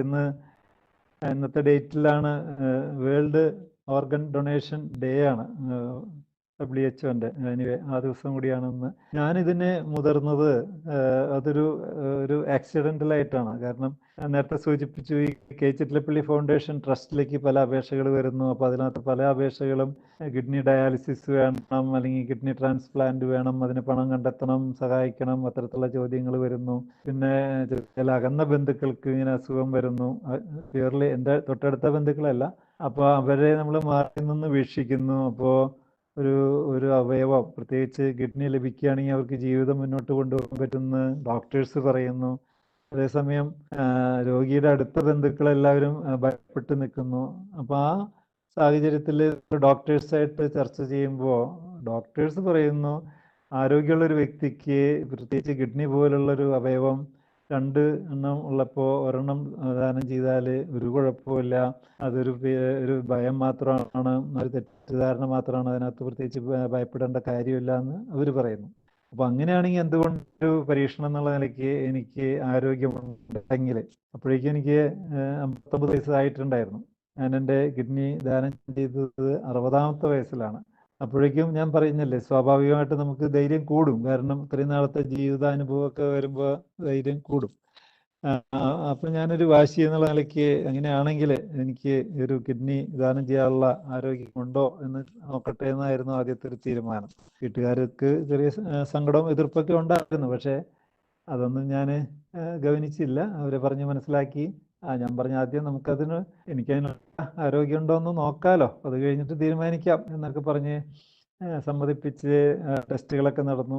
ഒരു കാര്യം ഞാൻ വ്യക്തമാക്കാം, നല്ല ആരോഗ്യം ഉണ്ടെങ്കിൽ മാത്രമേ ഡോക്ടേഴ്സ് അതിനെ റെക്കമെൻഡ് ചെയ്യുള്ളൂ. അല്ലാതെ രോഗിയായിട്ടുള്ള ഒരു വ്യക്തിയുടെ ഒരു ഓർഗൻ ഡൊണേറ്റ് ചെയ്യാനായിട്ട് ഒരു ഡോക്ടറും സജസ്റ്റ് ചെയ്യില്ല. പല ടെസ്റ്റുകൾ കംപ്ലീറ്റ് ചെയ്താൽ മാത്രമേ നമുക്കത് ഓർഗൻ ഡൊണേറ്റ് ചെയ്യാൻ പറ്റുള്ളൂ. അപ്പോൾ എൻ്റെ ഉദ്ദേശം ഇത്രയായിരുന്നു. അതായത് ഞാൻ ഈ ഒരു മാതൃക കാണിക്കുകയാണെങ്കിൽ കുറേ പേർക്കെങ്കിലും ഒരു ഭയം കിട്ടുമല്ലോ. അതായത് ഡോക്ടേഴ്സ് ഒരു സൈഡിൽ നിന്ന് പറയുന്നു ആരോഗ്യമുള്ളവർക്ക് കൊടുക്കുന്നതിലൊരു കുഴപ്പമില്ല. അതേസമയം ബന്ധുക്കളായിട്ടുള്ള പലരും മടിച്ചു നിൽക്കുന്നു. സ്വന്തം വേണ്ടപ്പെട്ടവർക്ക് ഒരു പ്രശ്നം വരുമ്പോൾ ഈവൻ ഒരു സിസ്റ്റർ ബ്രദറിനോ അല്ലെങ്കിൽ വൈഫ് ഹസ്ബൻഡിനോ മറിച്ചോ ഒക്കെ കൊടുക്കാനായിട്ട് മടി കാണിക്കുന്നു. ഒരു മാതൃക കാണിക്കാൻ സാധിക്കുകയാണെങ്കിൽ അതൊരു മോട്ടിവേഷൻ ആയിരിക്കുമല്ലോ എന്ന് മാത്രമുള്ള ഒരു ആയിരുന്നു. പിന്നെ ടെസ്റ്റ് കഴിഞ്ഞപ്പോൾ എനിക്ക് അതിനുള്ള ആരോഗ്യമുണ്ടെന്ന് മനസ്സിലായി. ഞാൻ ഡൊണേറ്റ് ചെയ്തത് 60ാമത്തെ വയസ്സിലാണ്. അത് ലഭിച്ചത് ഒരു ട്രക്ക് ഡ്രൈവർക്കാണ്. എന്തുകൊണ്ട് ട്രക്ക് ഡ്രൈവർക്ക് ലഭിച്ചതെന്ന് ചോദിച്ചാൽ, അയാളുടെ ഭാര്യ കൊടുക്കാൻ തയ്യാറായിരുന്നു, പക്ഷേ അവരുടെ ബ്ലഡ് ഗ്രൂപ്പ് മാച്ച് ആയിരുന്നില്ല. അപ്പോൾ നമ്മളെടുത്ത തീരുമാനം ഞാൻ ഡ്രൈവർക്ക് കൊടുക്കുന്നു. അതിനുശേഷം 3 മാസം കഴിഞ്ഞിട്ട് ട്രക്ക് ഡ്രൈവറുടെ ഭാര്യ വേറൊരു ഒരു ചെറുപ്പക്കാരൻ പയ്യന് കൊടുക്കുന്നു. അയാളുടെ അമ്മ വേറൊരു ആൾക്ക് കൊടുക്കുന്നു. അങ്ങനെ ഒരു ചെയിൻ ആയിട്ടാണ് അത് ചെയ്തത്. അത് ആ കാലഘട്ടത്തിൽ ഇപ്പോൾ 10 വർഷം കഴിഞ്ഞു. അതന്നൊരു വാർത്ത ക്രിയേറ്റ് ചെയ്യാനായിട്ട് സാധിച്ചു. അതോടൊപ്പം തന്നെ കുറേയേറെ സംശയങ്ങൾ മാറ്റാനായിട്ട് സാധിച്ചു. കുറേ പേർക്ക് ധൈര്യം കിട്ടാനായിട്ട് അത് ഉപകരിച്ചു. ഇപ്പോൾ 10 വർഷം കഴിഞ്ഞു. എനിക്ക് ആരോഗ്യത്തിനൊരു പ്രശ്നമില്ല. ഞാൻ നിങ്ങളുടെ മുന്നിൽ സംസാരിച്ചു കൊണ്ടിരിക്കുന്നു. ആ ട്രക്ക് ഡ്രൈവറും റീസണബിളായിട്ട് ജീവിച്ചുകൊണ്ട് പോകുന്നു. എൻ്റെ ഒരു പഴയ ഒരു സ്പെയർ പാർട്ട് ഉപയോഗിച്ച ആ ട്രക്ക് ഡ്രൈവറും ജീവിക്കുന്നു എന്നുള്ള സന്തോഷമുണ്ട്. ഇതായിരുന്നു ഈ ഒരു വിഷയത്തെ പറ്റി പറയാനുള്ളത്. നമുക്കധികം വൈകാതെ ഒന്ന് വൈൻഡപ്പ് ചെയ്തോളാം. എനിക്ക് വേറൊരു മീറ്റിങ്ങിൽ പങ്കെടുക്കാനുള്ളതാണ്. Thank you. അപ്പോൾ ദ ഗിഫ്റ്റ് എന്നുള്ള പുസ്തകത്തിന് വേണ്ടി ഞങ്ങൾ കാത്തിരിക്കുന്നു. നന്ദി പറയുന്നതിന് വേണ്ടി സിവിൽ എഞ്ചിനീയറിംഗ് വിഭാഗത്തിലെ ലെക്ചറർ മുഹസിന മാമിനെ ആദരപൂർവ്വം ക്ഷണിക്കുന്നു. പാഠങ്ങളേയുള്ളൂ, പരാജയങ്ങളില്ല. അലസതയില്ലാത്ത ലക്ഷ്യത്തിലേക്കുള്ള യാത്രയാണ് സംരംഭകത്വത്തിന്റെ പാഠങ്ങൾ എന്ന് ഞങ്ങളോട് പങ്കുവച്ച കൊച്ചൗസേപ്പ് ചിറ്റിലപ്പള്ളി സാറിന് ഗവൺമെന്റ് പോളിടെക്നിക് കോളേജ് പെരിന്തൽമണ്ണയുടെ പേരിൽ ഹാർദമായ നന്ദി അറിയിക്കുകയാണ്. And thank you all participants for your active participation in the section. Thank you all. Thank you, sir. Thank you, Pradeep. Thank you, Thank you, sir. thank you, everybody. So Thank you, sir. let me take leave. Thank you, Yes, Reena. sir. Thank you. Bye. Thank you, Bye. sir. Welcome to the second session. In this session, we have Mr. Sumesh K. Menon. We will give you 5 minutes break.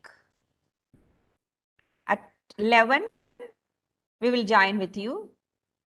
We will have our speaker, Mr. Sumesh K. Menon. So there is a 5 minutes break. Thank you.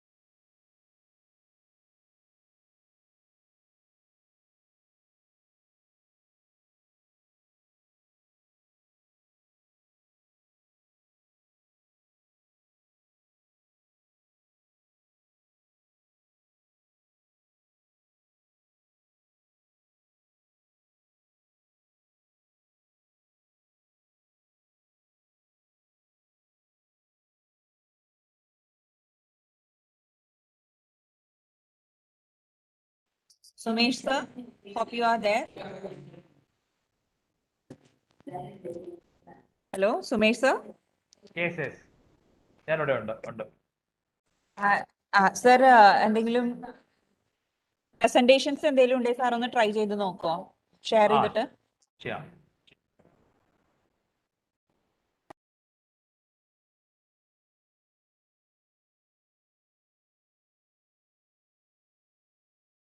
അവിടെ ഇരിക്കും. Sumesh sir, നമസ്കാരം sir. Very good morning.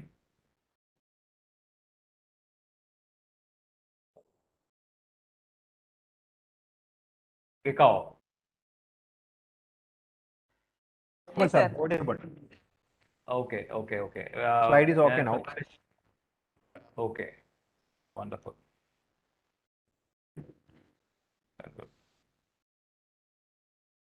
Sumesh sir, നമസ്കാരം. Good morning. Very good morning Rithi sir. എന്തൊക്കെയുണ്ട്? How are you? Doing good? Yeah. Very good. Okay. ഞങ്ങൾ പെരിന്തൽമണ്ണയിൽ Welcome back to our session. We have Mr. Sumesh came in on. On behalf of this FDP, I would like to welcome Mr. Sumesh. He's a founder, MD and CEO, Wings Business Solutions Private Limited, technology consultant for growing businesses. He is focusing on retail, educational. Welcome you, sir. Thank you, Sina ma'am. A very warm good morning to all. So basically, this particular session is related to entrepreneurial technology. And first of all, I would like to thank Pradeep sir, who has just given an opportunity to, interact with some of the, the main brains who can really change the young world. So, വളരെയധികം സന്തോഷം. And especially രണ്ട് വേർഡ്സും ഈ entrepreneur and technology is very passionate for me. I hope I am audible അല്ലേ? എനിക്ക് ആരെയും കാണാൻ പറ്റുന്നില്ല, കേൾക്കാനും പറ്റുന്നില്ല. Okay, wonderful, great. ശരിക്കും പറഞ്ഞാൽ ഞാൻ പ്രദീപ് സാറോട് പറയായിരുന്നേ, ഈ സ്ക്രീനിൽ കമ്പ്യൂട്ടറിന്റെ മാത്രം നോക്കിയിട്ട് സംസാരിക്കുന്നത് വലിയൊരു സംഭവമാണ്. അപ്പൊ നിങ്ങളെമാരുള്ള ടീച്ചർമാരെയൊക്കെ ഒന്ന് ഭയങ്കരമായിട്ട് അപ്രീഷിയേറ്റ് ചെയ്യുന്ന ഒരു കാര്യമാണ്, ദിവസവും ചെയ്യുന്ന പരിപാടിയാണ്. It's really tiresome. നമുക്കൊരു എനർജി നമ്മൾ ഡയറക്റ്റ് പോയിട്ട് സംസാരിക്കുമ്പോൾ കിട്ടുന്ന ഒരു എനർജി അല്ല ഇവിടെ. Anyway, I just try to make myself എന്റെ വീഡിയോ കാണാവോ? എന്റെ വീഡിയോ ഓൺ ആണോ? Sir, presently it is playing for. Okay. Not seeing that. ഇല്ല, ആണോ? Is that played? One second. Just let me.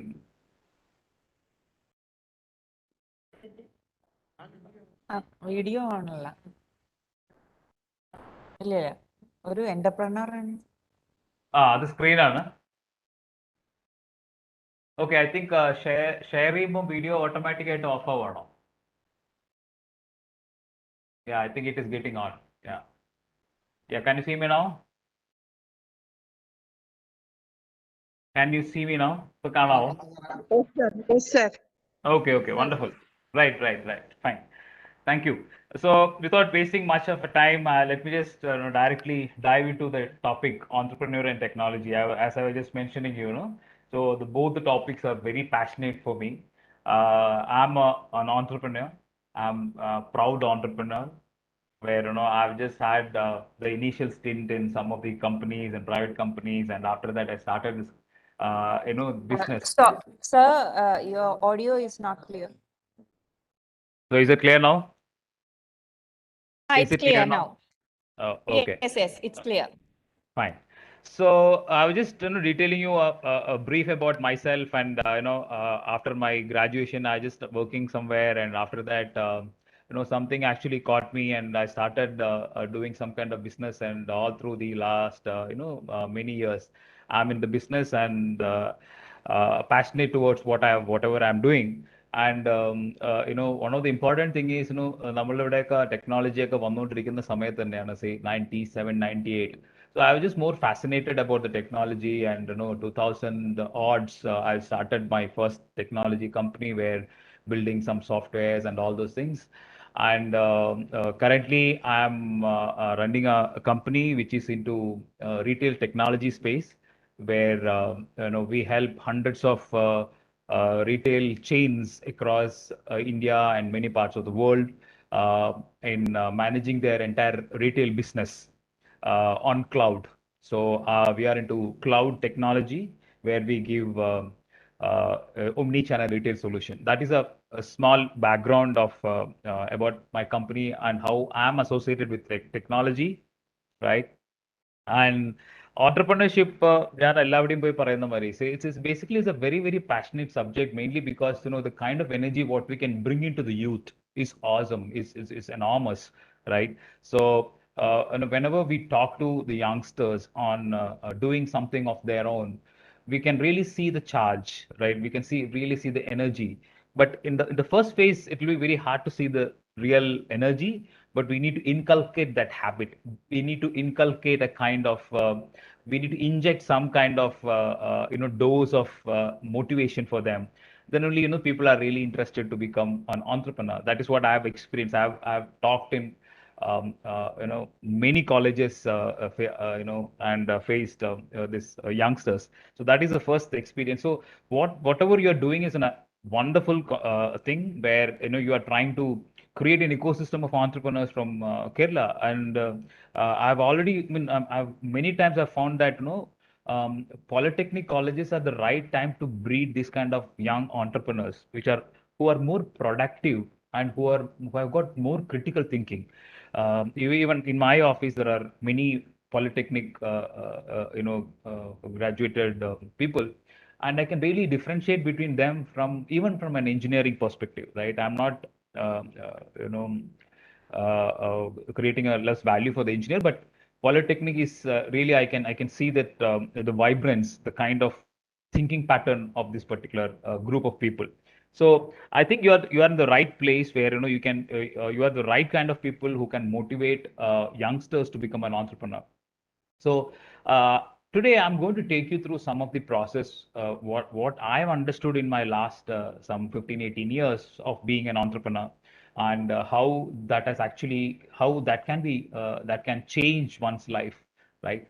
So let me just go to the next slide. So entrepreneur is basically any person who does something value addition to the society, right? So I'll come to that. Before that, let me just go to the technology angle. So see, actually, if you see few thousand years back, some 20,000 years back, even then the technology was there, right?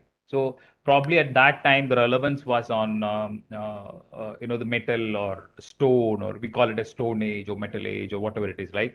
അപ്പം ആ ഒരു stone age എന്നുള്ള ഒരു transition ആണ് നമുക്ക് ഇപ്പം കാണുന്ന artificial intelligence or machine learning, or whatever we call it as a new technology, right? So if you go back some 20, 30,000 years, when people were roaming around in a group, they've created inventing something to make their life easier, starting from small arrows and the stone equipments and all those things, so that they can survive in the wild, right? So there is a beautiful book called Homo sapiens, where it is beautifully narrated how those people have evolved into the current human being. Where in the technology perspective, we can see a lot of things what they've invented. Ultimately, the technology is not born in one day, right? It has actually evolved from one to another and to another, right? So so what I'm trying to say is, technology is not something where we can say, yes, this is the technology. Technology keeps evolving as and when the time passes. So we should be very careful while talking about technology, and there should not be a hard set rules, or there is no fixed goalpost for technology. right? So the goalpost keeps on changing, so that we keep on playing as long as we are surviving in this world. So the point of what I'm driving down is technology is not something new, but technology, what we call is what relevant for today, we call it as the greatest technology. It might not be relevant for tomorrow, or new things will come. So that is how the technology will evolve. And if you take the technology evolution also, starting from a steam engine, right, in the last 300 years, 300 years, 400 years, a lot of things have changed. You can really see how this has happened. The technology has got a lot of importance, because there are a lot of automation, and the R&D process have really started working out in the last 200 years. Like, and if you see the history, like, starting from steam engine to till this particular time, a lot of amount has been invested in technology. I'm not talking about India,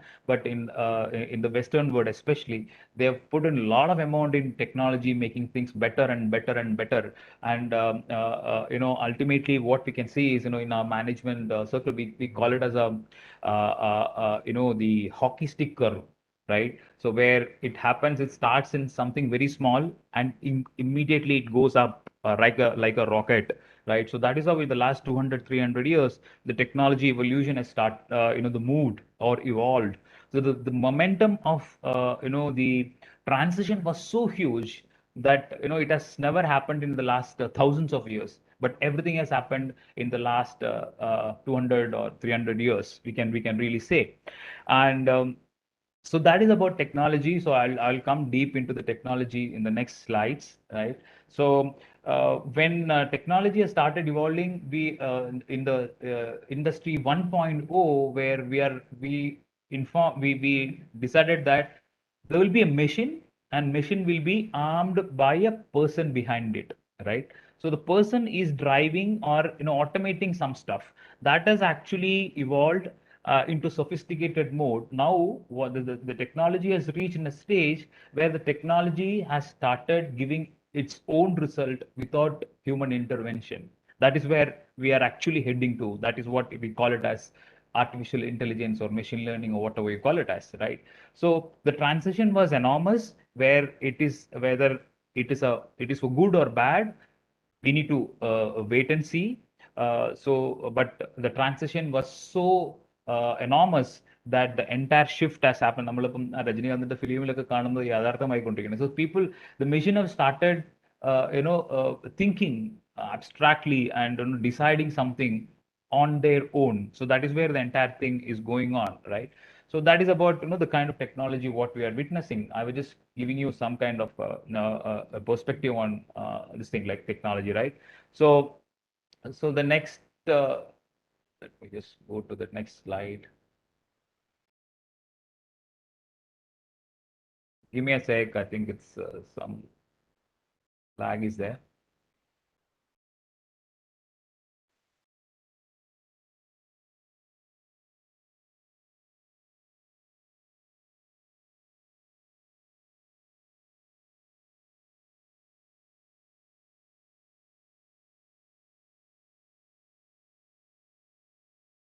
Sorry, there is some lag. Just a second. It's a technology glitch. So please bear with me. Microsoft is giving me a tough time.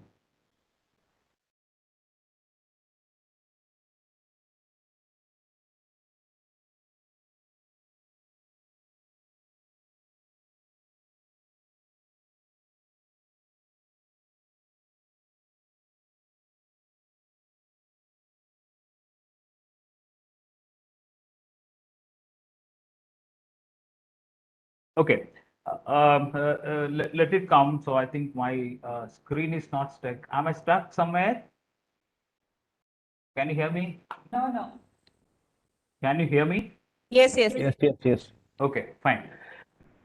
Fine. Sorry for that technical problem. So we will come to the entrepreneur, the screen, right? So what exactly is an entrepreneur? Entrepreneur, why there is a relevance of entrepreneur? If you see the last few, some 50, 60 years or 100 years, always entrepreneurs are treated as a kind of a thief, right? If you look back, I was just listening to some of the presentation of one person where he beautifully narrated, like if you want to see how a businessman is treated in a society, right, you need to see the relevance in cinemas, right? ഇപ്പൊ നമ്മൾ നോക്കിയാൽ അറിയാം, നമ്മൾ ലാസ്റ്റത്തെ ഒരു 10-30-40 വർഷം മുമ്പത്തെ മലയാളം സിനിമയൊക്കെ നോക്കിക്കഴിഞ്ഞാൽ നമുക്ക് കാണാം ജോസ് പ്രകാശോ അല്ലെങ്കിൽ അങ്ങനെയുള്ള വില്ലന്മാരായിരിക്കും ബിസിനസ്സുകാർ.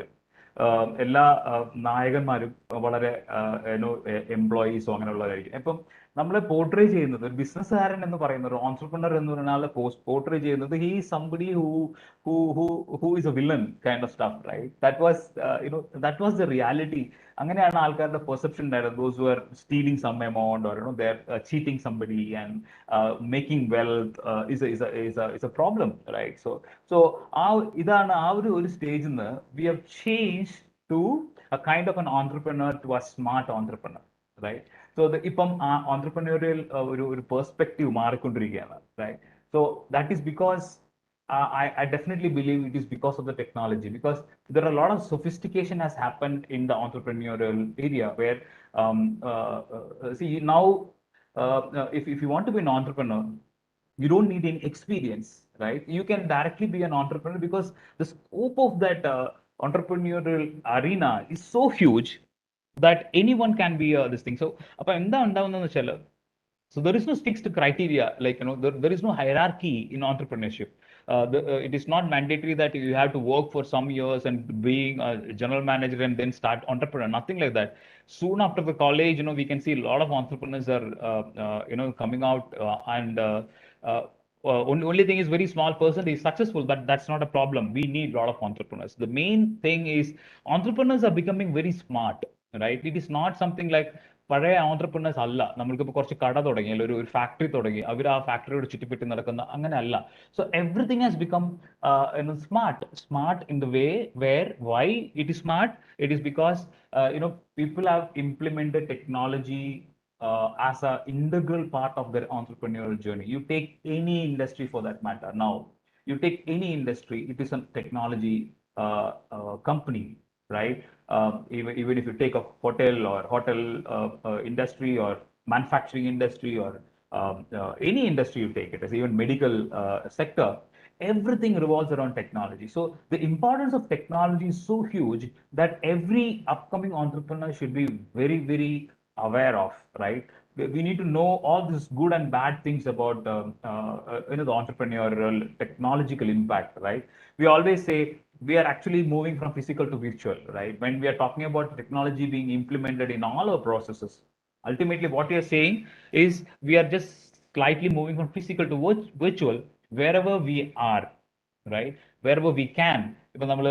Especially after the pandemic, right? So everything has moved into virtual. Avade virtuality illathadu വളരെ ചെറിയ കാര്യങ്ങൾ, ബിസിനസ് പ്രോസസ്സിന്റെ കാര്യം ഞാൻ പറയുന്നത്, വളരെ കുറച്ച് കാര്യങ്ങൾ മാത്രമായിട്ട് മാറിക്കൊണ്ടിരിക്കുകയാണ്. നമ്മൾ ഒരു 2 വർഷം മുമ്പ് ഇറ്റ് ഈസ് നോട്ട് പോസിബിൾ എന്ന് വിചാരിക്കുന്ന education sector has completely change to virtual. That is what we are also witnessing today.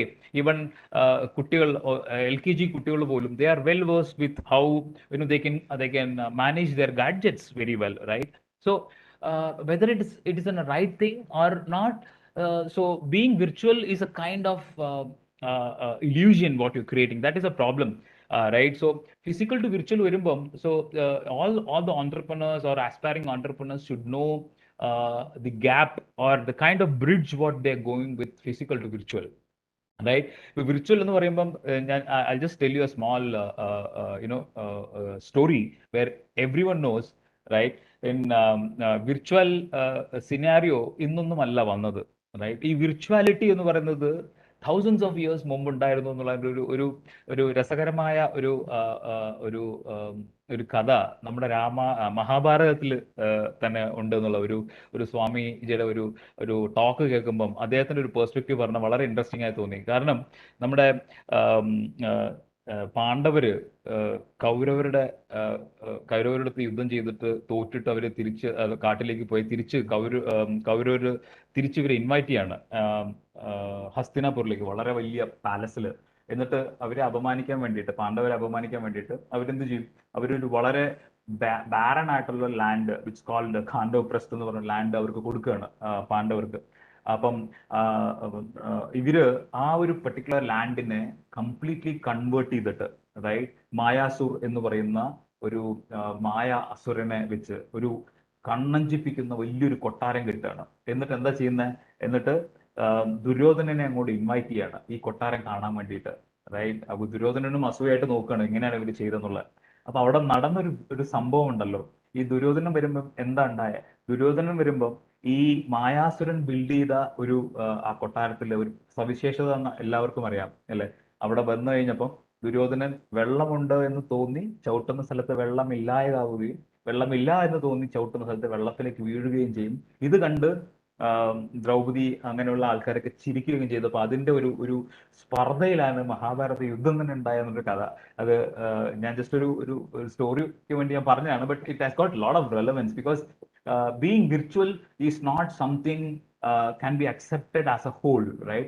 We need to understand there are a lot of bad points, right? The loopholes or the negativity for the virtual. So as an entrepreneur, we have to understand what is that actually, how it is actually impacting the general public, right? So if you see on the entrepreneurial stuff, right? So basically we in the entrepreneur circle, what we call it as faculties generally definitely നോക്കാം. So we can check whether there is an entrepreneurial bug inside each and every person. That is what we always check, right? So what does that mean? Does he have a kind of a passion towards what he is doing?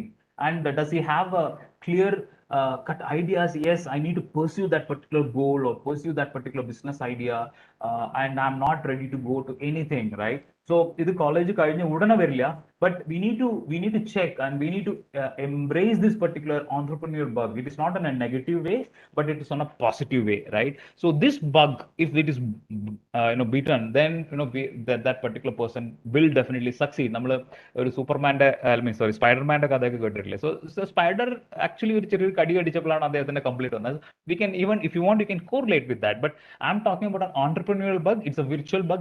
It is not physically there, but it actually creates inside our mind saying that yes, I need to do something passionately, and I need to create value system around me. That is what ultimately it starts off with. So the entrepreneurial journey starts off with a kind of an entrepreneurial bug inside us, right? So that is how it works, right? So as an entrepreneur, as a faculty, you can embrace this particular skill set on each and every entrepreneurs, right? So whether it can be a communication, it can be a creativity, critical thinking and problem solving skill will have a lot of weightage, right? Even communication has got its own weightage, but not to that extent where creativity and communication together has got less weightage when you're talking about a critical thinking, and all the three will have less weightage when we comparing with problem solving skills. Why? Because every business idea revolves around solving some problems. അപ്പൊ നമ്മൾ കുട്ടികൾ ഒരു business idea ആയിട്ട് വരുമ്പം നമ്മൾ പൊതുവേ നമ്മൾ പറയാറുണ്ട്, what is a kind of problem what you going to solve, whether it is genuine, whether it is right, how your thought process worked when you are hearing that there is a problem, right? ഇപ്പം നമ്മൾ ഭൂട്ടാനിൽ ഉള്ള ഒരു കഥ, south north east Asian കൺട്രീസിലും സ്റ്റേറ്റ്സിലുള്ള കഥ, അവിടെ വെള്ളമില്ലാത്തതുകൊണ്ട് so what they created a big net. അവിടെ എന്താണെന്ന് വെച്ചാൽ നല്ല തണുത്ത മഞ്ഞുള്ള കാറ്റ് അടിക്കുമ്പം ആ മഞ്ഞുള്ള കാറ്റ് ആ നെറ്റിൽ തട്ടിയിട്ട് അതിന്ന് ഊറി വരുന്ന വെള്ളത്തിനെ അവർ കുടിവെള്ളമായിട്ട് ഒരു ഉപയോഗിക്കാൻ തുടങ്ങി. So this is A kind of the problem solving skill people should embrace in business scenario as well as in entrepreneurship, right? Entrepreneurial journey is not only to make money. Okay, making money is only one angle. Yes, of course, they have to make money, but the kind of problem what they really solve in the society is what ultimately it matters, right? For that, you should have this kind of skills. You should teach your students on improving these kind of skills, right? How you can be creative. Why creative? Because in every entrepreneurial journey, they make a lot of innovations.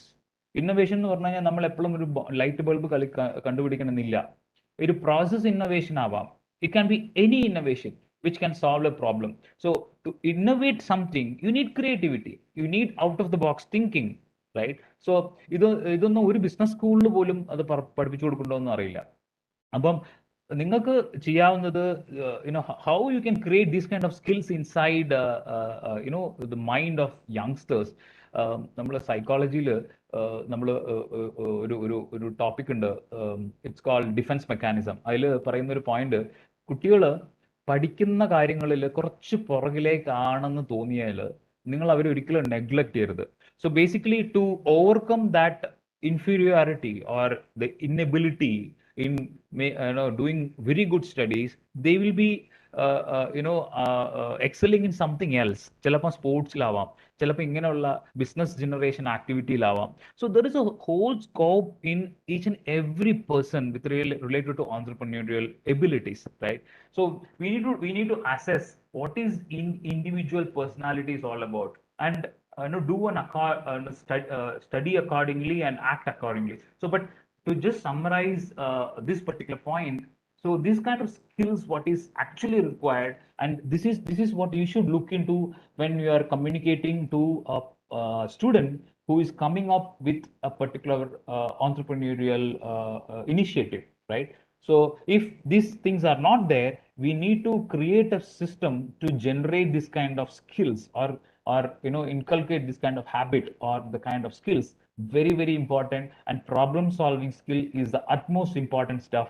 Even it is not for entrepreneurs, even in ഇപ്പം ജോലിക്ക് വരുന്ന കുട്ടികളുടെ interview സ്കില്ലിൽ പോലും നമ്മൾ നോക്കുന്നത് problem solving സ്കില്ലാണ്. Because the kind of problems daily we are getting is enormous. We need a lot of people who can solve problems in the society, right? So another important thing is a mindset. So apart from skills, another important thing we call how a person is perceiving his the business idea, or why they want to become an entrepreneur. What is his mindset, right? Mindset can be anything, like the kind of thinking pattern what people are oriented towards. That is what the mindset is all about. It can be negative, it can be positive also, right? So you need to understand whether to which side it actually goes, whether it's for negative, because there are a lot of the people are really frustrated many times, right? Because of their family problems and their childhood issues, and the kind of upbringing what they had. We cannot expect everybody to be positive in whatever they do, right? So there will be a lot of negative aspects towards whatever they they come up with an entrepreneurial the initiative. So we need to understand what is a mindset and tune their mindset to a positivity. This is very, very important. This is actually the job of the faculties or the person who are tuning one particular the young entrepreneurs. Very, very important. Why? Because see, there are a lot of studies which says that the brain behaves like behaves as you actually aspire for, right?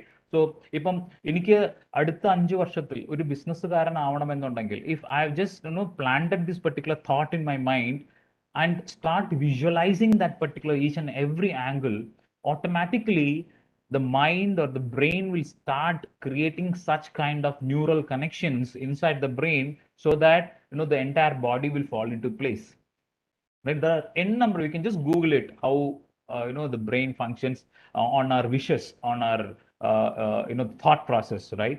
So it is actually we can, so the study shows that we can program our brain for a search function, and make it more workable towards orienting towards achieving our goal. It's very, very important. It is not something like നമ്മൾ സ്ഥലത്ത് ഒരു ഓഫീസിൽ പോയിട്ട് കണക്ക് എഴുതിയിട്ട് വരുന്ന മാതിരി അല്ല, right? So we need to have a passion towards it, and there should be a drive towards working towards them. അതിന് ഒരുപാട് ക്ഷമ വേണം. So perseverance and the kind of input what they give, in what all the angles what we can think of. All this comes not by just default. We need to train our brain, right? So the kind of mindset what you should help them to grow should be different in the case of entrepreneurial in this journey, right? So as faculty members, I think it will be great if we can understand the growth mindset of a person, of an entrepreneur, and try to teach them how they can start thinking on. It's very easy. You can just invite any psychologist or the counselors or who can understand the brain, right? Why I'm saying so is I'm a student of psychology, so I can really relate to what kind of thought process which actually goes through the mind of a particular person, right? So, and another important thing is to create a good mindset. You have to train them to ask questions. I'm sure Pradeep sir is expert in it, right? So he always encourages people to ask questions. That is the only way we can generate more creative people around us. If we back out, or if we discourage people to ask questions, then that's all. We are going to cap the entrepreneurial spirit or the entrepreneurial journey of a particular person. I know there will be a lot of the bad questions or unwanted questions, but you can just neglect it because that is how it works. If you take Kusum, Kerala Startup Mission, right? How many startups have enrolled in that thing, and how many has been successful?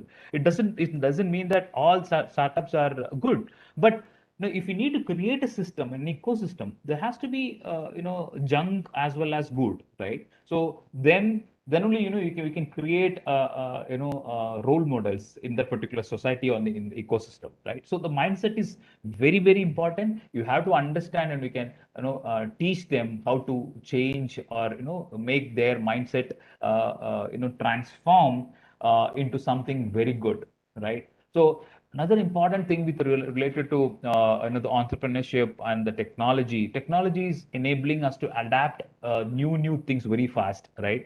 ഇപ്പം because ആ ടെക്നോളജിയുടെ ഒരു advantage ആണത്. ഒരു example പറയുകയാണെങ്കിൽ 10 വർഷം മുമ്പ് mobile use ചെയ്യാത്ത ആൾക്കാർ ഏറ്റവും കൂടുതൽ ഇപ്പം യൂസ് ചെയ്യുന്ന മൊബൈലായിരിക്കും.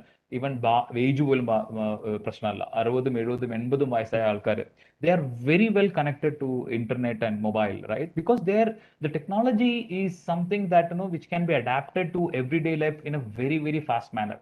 So as an entrepreneur, we also have to think about how we can be adaptable to the new society, right?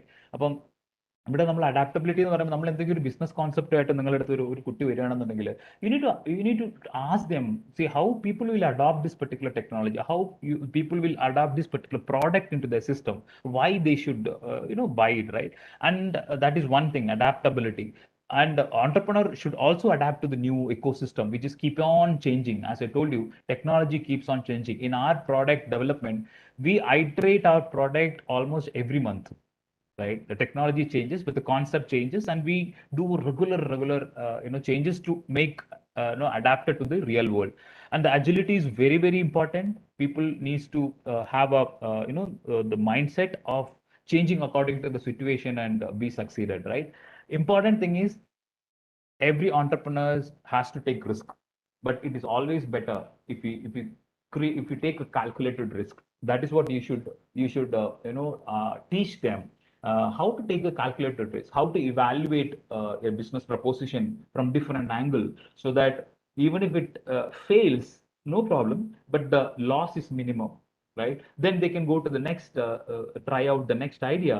So like that, educate themselves to calculate the risk. There are many technology available to mitigate your risk, right? So you can understand how you will perform using different tools and techniques using technology, right? And there is this particular thing is not related to technology, that empathy and concern. This is but at most important. If you want to transform something, or if you want to be transformed as an entrepreneur, these are the two qualities what you have: empathy and concern. If you don't have an empathy, you will be a brutal or rude businessman. We don't need rude and brutal businessman. Of course, there is no harm in making money, but the kind of empathy what they show to the society, or the concern what they have for a particular problem, that is what actually stands out, right? So as a faculties, we have to evaluate business ideas and the entrepreneurial journey in a different perspective. And this is the right time to set the course corrected and bring it back to the right pattern. So to bring it to the right pattern, these are the things what you can evaluate inside yourself and teach them. So this is how we need to go for a larger journey. And of course, when you're talking about an idea, right? As I just mentioned to you in the early stage, like every business concept is a technology concept. Every business concept, right? So you should always ask, why that particular thing, what is actually solving, which problem it actually solve, and why people should use this particular thing. There should be genuine reason, right? So you should make them understand that this particular business idea, what they have, should be explainable in few sentences, as they are explaining it to their grandma in plain language, right? And they have to set this particular thing straight and right to the corresponding customers, whoever they have. And how they're going to implement. Say, if I got an idea and I'm going to implement it in a wrong way or unethical way, it is also wrong, right? So basically what we're talking about, when we're moving from a business concept of a physical to real, there are a lot of challenges, because ഇപ്പോൾ എൻ്റെ case നോക്കുകയാണെങ്കിൽ 90% of the customers I've never seen them at all, because I'm completely selling my product through online, sitting across the world, right? So it is completely different. ഇപ്പൊ ഞാനിപ്പോ ഞാൻ നേരെ വന്ന ഒരാളോട് സംസാരിക്കുന്നതും വിർച്വലി ഞാൻ പറയുന്നതും, it makes a hell lot of difference, right? So we should understand whether this idea can be sold using technology or without using technology, which can actually make it sell, and which can impact the whole the society as a whole, right? So the idea should be very, very capsulated, and it should be convincing that it can be even transmitted through virtual mode, right? And or you can sell this particular idea.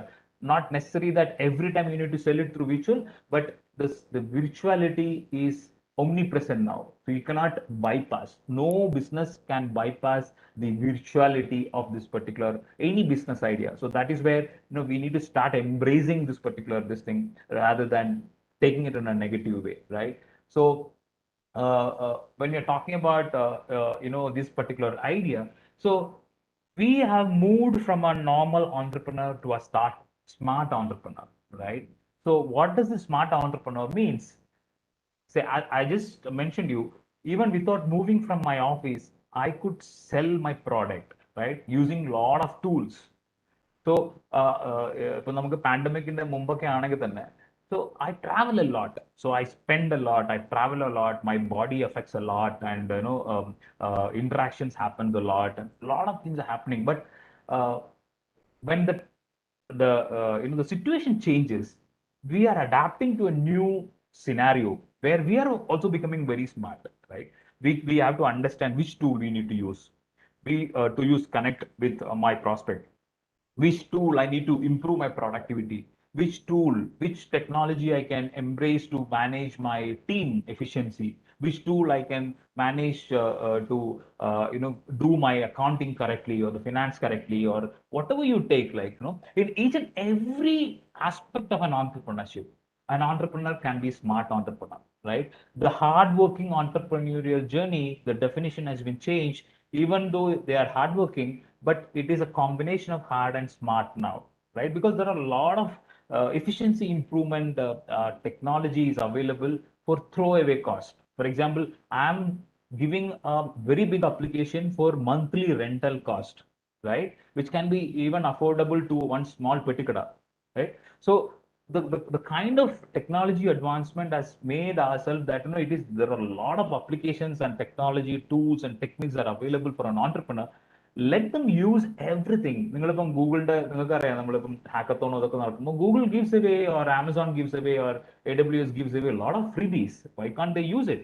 So like this, there are a lot of other free applications, or value addition applications that are available to make them smart. അപ്പം നമ്മൾ എന്തെങ്കിലും ഒരു business idea concept ഉണ്ടാക്കി കഴിഞ്ഞാൽ, we need to understand how we can penetrate that idea with a lot of smart tools, right? So that thing, what we need to this thing, right? So the entrepreneur should embrace technology for better communication. That is, the flow of communication information is super critical, because in any angle of in the business, whether it's a sales, support, people, management, logistics, machine, interacting with the government, everything goes via digitally, right? So we need to embrace that particular technology. If you need to understand your customers better, you need to use technology. There is no other way at all. It's ruled out. Any other thing is ruled out. If you want to scale up, if you're having some 10,000 customers, right? How you can know your customers better without any technology? So you need to understand how you can use that particular technology, right? And how you can reach out to, you understood about your customers, right? How you reach out to your customers, how you can communicate with the customers. It is always നമുക്ക് ഒരു ചെറിയ മീൻകാരനാണ് നമ്മുടെ ഒരു സ്ട്രീറ്റിൽ കൂടെ വരുമ്പോൾ അവർക്ക് നമ്മുടെ വീട്ടിൽ എല്ലാവരും അറിയാം. ഇതാണ് എല്ലാവരും എക്സാമ്പിൾ പറയാറ്. അവർ ഓരോ വീട്ടിലെ ആൾക്കാർക്ക് പറയും, if you are managing 10,000 customers, how you can manage them? So only the system can do it, or technology can do it. And another important thing is collaboration, right? Collaboration works a lot. It is not every time it is not that only your idea should be sold. Collaborate. So ask them or try to create a scenario where if I create one particular solution on a student is coming out with one solution, help them to collaborate with others so that they can push it as a product together. Right? Even in education, it happens. ഞാൻ IEM ന്റെ ഒരു business acceleration പ്രോഗ്രാമിൽ attend ചെയ്തു കഴിഞ്ഞ മാസം. So it is, see, there are a lot of institutions is a part of that IEM and they're giving a training to the entrepreneurs, right? So it is not that only IEM is doing, right? So if I am selling a particular product on retail, I am using a lot of other products to enable the sale. In the payment gateway വേറെയാണ്, അല്ലെങ്കിൽ logistics വേറെയാണ്. അപ്പോൾ അങ്ങനെയുള്ള ഒരുപാട് കാര്യങ്ങൾ. So always create a scenario where the young entrepreneurs can think on a broader scale, where they are ready to collaborate with others and sell, make the go, right? So that is very, very important. This is a kind of the technology and why people should embrace the technology. Otherwise, what happens is, it is something like Kodak. What happened to Kodak? Everybody know. They just completely gone to Sony. But what has Sony happened? It has been eaten by, the entire market is being eaten by Apple, right? So this is the kind of transition. If we are not adapting or being agile to this particular environment, it will be the same story. So we should always work in tandem with how the entire ecosystem goes, right? So now again, since due to interest of time, I'm just trying to wrap it up. So I know, many of you know about this particular thing, right? Anyone can put a chat or something on this? What is this? Is there any chat here? Yeah. So far, no chat messages. Okay. Anyone can say what is this particular thing? Okay, fine. This is called unicorn, right? This is a unicorn. It's a specific GV where the horse with a throne and all those things, right? So what is its relevance here? So now in the entrepreneurial ecosystem, unicorn is being referred as a god, not literally, but every company wants to be a unicorn now, right? What is unicorn? Any company who has got a valuation of 1 billion plus is called unicorn. It's an American standard, right? So that is the Silicon Valley created. So everybody is embracing this particular thing, right? So unicorn is a startup or a business idea which has turned into a $1 billion business with very, very fast pace, right? So what is this particular this thing is? So there are a lot of unicorns out there in the world, where, as usual, United States, USA leads with this many number of 600 plus number of unicorns, where India is also taking its turn, 54 unicorns. That means, see, unicorns, you should understand the concept of unicorn, where it is not something where you just work for 20-30 years and create a billion valuation. If you take an example of Kerala person, the Mallu owned educational portal, everybody knows Baiju. Baiju is one of the unicorns, right? So like this, how we can create value, a wealth, or create valuation for the company. You should teach people, students, and make them aware of this concept. There is a concept called unicorn.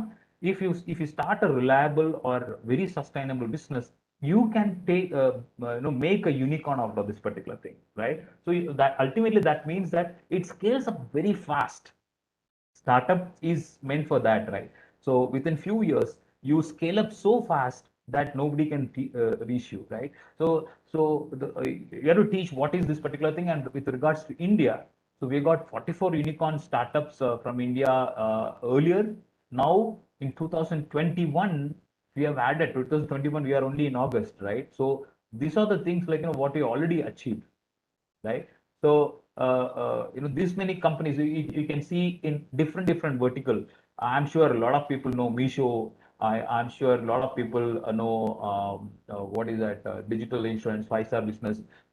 It's Zenoti, an academy. I'm sure in your educational world, an academy, right? All they've become unicorns in the 2020. And see, if you see the one particular commonality is unicorns are generated in every field, right? If you see on the left-hand side, from 2010, Make My Trip created $1 billion business from India. These are all from India, right?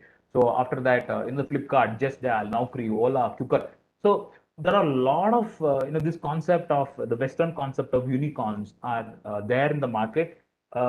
Even if they're not, the aspiring entrepreneurs are not creating a business for become a unicorn, but you should make them aware of this concept called, there is something called unicorn, so that at least on 1,000, 1 in 1,000 will get this idea and start working towards that.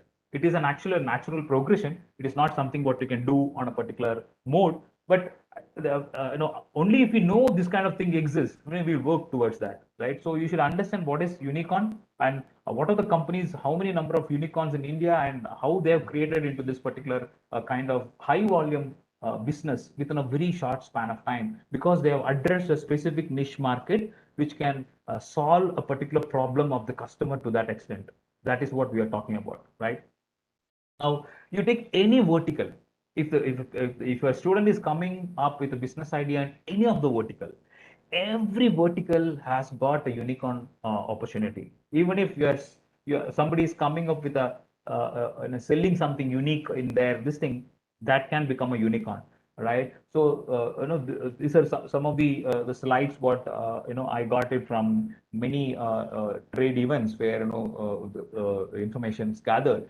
So if it is from automotive manufacturing, if in your industry probably automotive manufacturing will be of interest, where there are chances of workforce optimization, next gen connected cars, plant of the future, that is IoT related, kind of artificial intelligence related industry 4.0 concepts on that, E to E, auto and R&D product planning, digital demand for supply planning, and this is a process oriented stuff, right? So you can take any vertical. Healthcare is another very important stuff where we can your students can do a lot of things, right? Healthcare or automotive kind of high tech software, oil and gas industries.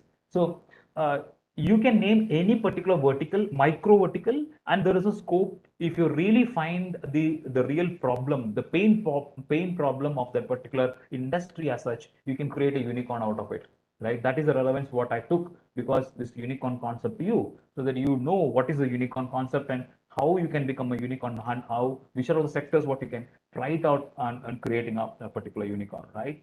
So there is unicorns and everything is a silicon concept, it is all making money. So there is a school of thought that business is a money making machine, right? So that is how people have started businesses, right? But for me also, I've got a very slight change in that perspective. It is not always money making machines, right? We should always think of sustainability, right? So there is a concept called there is a initiative by Shramana Mitra in Silicon Valley. She is an Indian origin. That concept is called 1 million by 1 billion, 1 million by 1 million, 1M, right? What this concept is all about? She is convincing the people around her that it is not necessary that we need to create a unicorns, but we need 1 million entrepreneurs down the line, so that each 1 million entrepreneurs will give jobs to another 20 people, right? You just imagine the kind of workforce what you're talking about. So entrepreneurship is definitely is value addition to the people around you, right? You are giving job. You are not job seekers. You are creating a job. So just imagine if you got 1 million jobs created down the line 5 years or 10 years by the entrepreneurs, not from the government, by the entrepreneurs. See how beautiful this particular ecosystem will become, right? If I'm sitting here, I'm giving you this particular session because I've got a pool of people who are working for me who and I can take any other actions or think on different creative things. That is the freedom of an entrepreneur, right? So if you can create such kind of millions of entrepreneurs, probably with a 2 million or 3 million or 5 million revenue, that is also a very good thing, right? ഇപ്പം ഒരു 5 കോടി 10 കോടിയുടെ ഒരു business ഉണ്ടാക്കുന്ന ഒരു 1 ലക്ഷം entrepreneurs നമുക്ക് ഉണ്ടാക്കാൻ പറ്റിയാൽ, there is nothing like that. India needs that because of the size of the population and the kind of the resource crunch what we have, right? We need this kind of entrepreneurs. Of course, we need unicorns, but you see, in the entire India, there is only 44 unicorns. ഇത് 400-500 ആക്കാൻ വളരെയധികം കാലം എടുക്കും. But this can be achieved. This particular 1 million entrepreneurs down the line 10 years is achievable if the pool of resources like you, right, the faculties like you, if you think genuinely, we can definitely create 1 million entrepreneurs with the use of technology itself, right, in down the line come. Why the 1 million entrepreneurs? It is not necessary that always it's a money making machine. Ask them to think responsibly. It's called responsible entrepreneurship. So what is a responsible entrepreneurship? It's regarding the people, planet, and profit, considering not only the profit. It is not a cash making machine. It is not a cash creating machine. But we also think about people around us. We also think about planet around us, right? We think about profit at the end, right? So the people, how we can create touch people with the the entrepreneurship. You can create some ideas. Say for example, Google, with a medical initiative, they have created a AI tool with which they can test one person's eye retina and detect multiple diseases which is going to come in the next 10 years. It is pure AI, right? By just seeing at their retina or the the eye, testing that eye, the system can predict whether how far they are going to have a cardiovascular problem or a diabetic retinopathy or something like that, right? So medical field is completely changing, right? That is where you can touch the people's heart. The entrepreneur can really touch the people's heart, reduce the cost effectiveness, the impact of cost effectiveness to a great extent, right? So any technology, if നമുക്കറിയാം ഈ Covid കാലത്ത് there are a lot of ventilators have been created for throwaway price, 4,000 rupees, 5,000 rupees. Even IIT Palgad has also created some very unique the ventilators. That is an innovation by itself, where you are going to give to the government hospitals where they can give it for free, use it for free, right? So this is how the innovation should be people friendly and the planet friendly also. You should always look for the each and every entrepreneur always should look for the ecosystem, right? There is a say that when you go out of the planet, right, out of the earth, if you see the earth from the orbit or in the space, it is actually a ball with somewhere around 11 kilometers of insulation what has been created to protect ourselves, right, from rest of the other issues, right? So if we are creating a system where it will tamper that particular thing, so the planet itself will go away. So that is why the sustainability so all entrepreneurs should think in this particular pattern also, right? So people should have a wholehearted thinking on not only on the cash and profit, but they need to come out with a unique solution which is sustainable. One of the very big thing what I saw in the entrepreneurship, if lady entrepreneurs are there, by default they are considering all this angle. That is a very very touching point what I should definitely take it to you. It is not like men who are starting a business, probably they will be a little bit hard because of their genetical issue. But if there is a woman entrepreneur who is coming out of the purpose, 90% is sure that they will take care of this particular first 2 P's 100%, to 90 to 100%, right? So we should embrace this kind of concept, right? Whether it's started by men or women, but every concept should come in the way between people, planet, and profit. The 3P. You should teach your kids. If you're doing a business, you're coming out with a business idea, just make sure that these 3 P's are being covered in that, right? Then it's a good concept, or it's a good idea which you can take it out. That will definitely go and hit the market, right? So this is the kind of innovative things what you should think about. This is a Google this thing, and Yusuf Malala, she actually used to touch the people, when she was seeing a lot of atrocities happening around things by Taliban. She used Twitter or some other messaging system where she started communicating to BBC correspondent and on a regular basis in another name, in a fake name, and that is what actually got viral. And ultimately she got shot by Taliban, and now you know where she is, right? So she has embraced technology to update the things around her to the the outer world, right? So the technology is so powerful. It is only up to you how you can manage and take care of that particular thing, right? So future now, the woman entrepreneur, you should this thing technology enable us less physical space, and it's better for the environment. That is a very, very critical point. When you use technology, you use very less physical space. Now, if retail we don't need much of a retail shop. Or online presence, we can do the entire operation, right? So we need to be use that particular thing, and the sustainability and all the stuff, right? So ultimately, what I would like to convey here is entrepreneurship is a long-term journey, right? And if you want to inculcate that kind of habit, you have to teach them how to be patient and how to embrace technology, so that they can really take the journey towards. And it is for sure that institutions like yours is going to be the breeding ground of the next generation entrepreneurs, right? So let us all be responsible for creating a good ecosystem for the future entrepreneurs, so that we can have a huge responsible citizen, as well as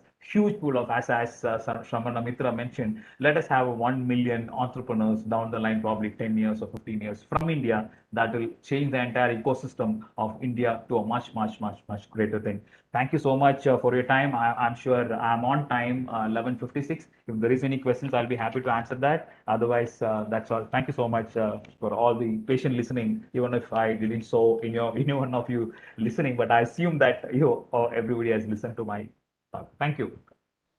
Thank you, sir. Thank you for showing light to technology in entrepreneurship, especially the terms people, planet, and profit. It was indeed very thought-provoking.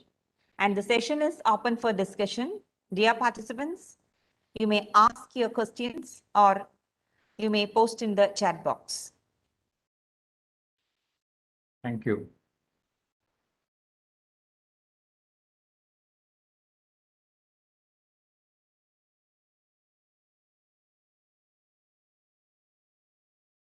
Sir, yesterday, hello? Yeah, I can hear you. More or less on the similar topic. The Sharain sir of Amal Engineering College, he said that the future technology will be about Industry 5.0, where will be taken back to our original days, wherein we have to develop technology based on the natural resources, like leaves, grass, and all those things. But as you said, the Industry 4.0, somehow I fear that it is destroying all other resources, which has taken millions of years to constitute. So how can you make the people aware on this? Yeah, got a point. I think it's asked by Mr. Hariharan, right? Yes, sir. So basically, my answer to that question is Industry 4.0 is not that bad as you think, right? So Industry 4.0 is nothing but your industry is automated to the core. Okay, that is so automation is never a bad thing, because if you need to cater to a large pool of people, you need to automate. You need processes which can give large productivity to your entire process, right? I'm not sticking on to retail Industry 4.0, but there is a concept of Industry 5.0 and 6.0. Already 6.0 is under discussion, where everything is connected together on a cloud or something. But nowhere there is a mention that we are it is everything is for bad, right? But of course, as I told you, there is a negative effect for everything. If it is a coin, there is a two side. So like that, it is up to us to be more responsible. That is why I have very intentionally used responsible entrepreneurship, right? If you want to make a bomb out of this particular thing, you can make it. It's up to you. But if we need to be more responsible towards the technological adoption and make the things better. It is not for making bad. There are different school of thought. The singularity concept. There is a very huge concept. We can talk for hours on that. But to write it and summarize it, it is never a bad thing. Industry 4.0 is only an automation or mechanization of the entire process on the factory stuff. 5.0 is connectivity with the IoT and interconnecting this particular thing.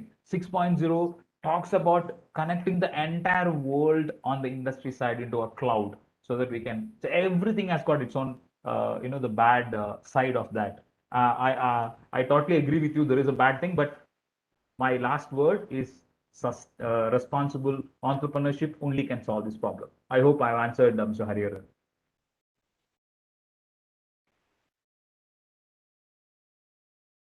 Yeah, okay, sir. But my concept is when you are saying sometimes, even in America, the entrepreneurship, the water is a future trade community where hoarding is permitted by law there.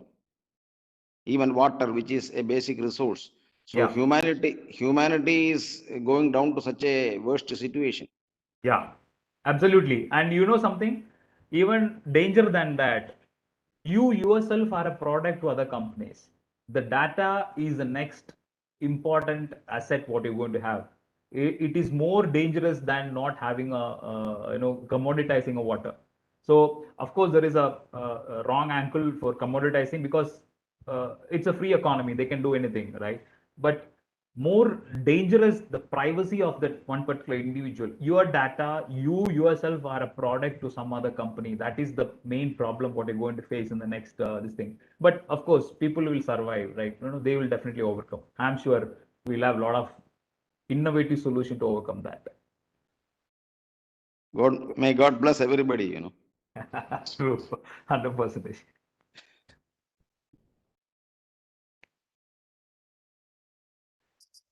Dear participants, any questions? I'm sure people are completely confused or sir ഒരു question ഉണ്ടായിരുന്നു. Yeah, please. Sir പറഞ്ഞു നമ്മളെ കുറെ സ്റ്റാർട്ടപ്പുകളിലൊക്കെ ഫെയിലിയേഴ്സും നടക്കുന്നുണ്ട് എന്നുള്ളത്. അപ്പോൾ ഈ failure എന്ന് പറയുന്നത് സക്സസിനെക്കാട്ടും കൂടുതലാണ്. അപ്പോൾ എന്തുകൊണ്ടാണ് അങ്ങനെ ഫെയിലിയേഴ്സ് ഉണ്ടാവുന്നത്? നമ്മൾ സിസ്റ്റത്തിന്റെ കംപ്ലൈന്റ് ആണോ അതോ നമ്മൾ കരിക്കുലത്തിന്റെ എന്തെങ്കിലും പ്രശ്നങ്ങളാണോ? അതുപോലെ തന്നെ മറ്റുള്ള രാജ്യങ്ങളെ കമ്പയർ ചെയ്യുമ്പോൾ ഈ ഇന്ത്യയിലുള്ള ഫെയിലിയർ റേറ്റ് എന്ന് പറയുന്നത് കൂടുതലാണോ കുറവാണോ? Okay, fine, good question. So ഞാൻ രണ്ട് ആംഗിളിൽ ഞാൻ പറയാം.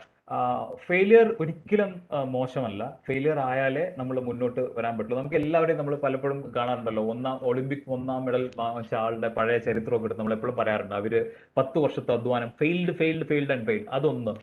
രണ്ടാമത്തേത്, സ്റ്റാർട്ടപ്സിൽ മാത്രമല്ല ഫെയിലിയർ റേറ്റ്. നിങ്ങളുടെ ടൗണിൽ നിങ്ങൾ ലാസ്റ്റത്തെ ഒരു വർഷം നിങ്ങളുടെ മെയിൻ റോഡിലൂടെ ഒന്ന് ഇറങ്ങി നോക്കിക്കഴിഞ്ഞാൽ എത്ര ഷോപ്പുകൾ വന്നിട്ട് പൂട്ടിയിട്ട് പോയിട്ട് അതേ സ്ഥലത്ത് വേറെ ഷോപ്പ് തുടങ്ങുന്നുണ്ട്. So it is actually is a process where this will come and go. Startup ആംഗിളിൽ നോക്കുമ്പോഴും see, this is a new concept, right? And Kerala government, I think, has intentionally created this kusum to create awareness. നമുക്ക് എന്താണ് startup എന്നോ അല്ലെങ്കിൽ startup സംരംഭം എന്താണെന്നോ അറിയാത്ത സാഹചര്യത്തിൽ ഇങ്ങനെ വരുമ്പം കുറെ ആൾക്കാർ കുറെ ഐഡിയ ആയിട്ട് വരുമ്പം everybody will not succeed. That is a universal truth. അതൊരു പ്രശ്നമല്ല. എല്ലാ സ്റ്റാർട്ടപ്സും വിജയിക്കാൻ തുടങ്ങി കഴിഞ്ഞാൽ then there is no meaning in startup, like so അതൊരു റോങ് ഇതിലാക്കി പോകും. പക്ഷെ that is not going to happen at all, right? So there is no harm in being a failure in startup. Even 2-3 failures will make you succeed a very big win in the next 4th one. But an entrepreneurial bug, if it is there inside you, that will keep you on going to achieve whatever it is in your mind without considering the failure. So I embrace failures. I always ask my people to embrace failures. It is not nothing to do with success. It is only a stepping stone, as you rightly told.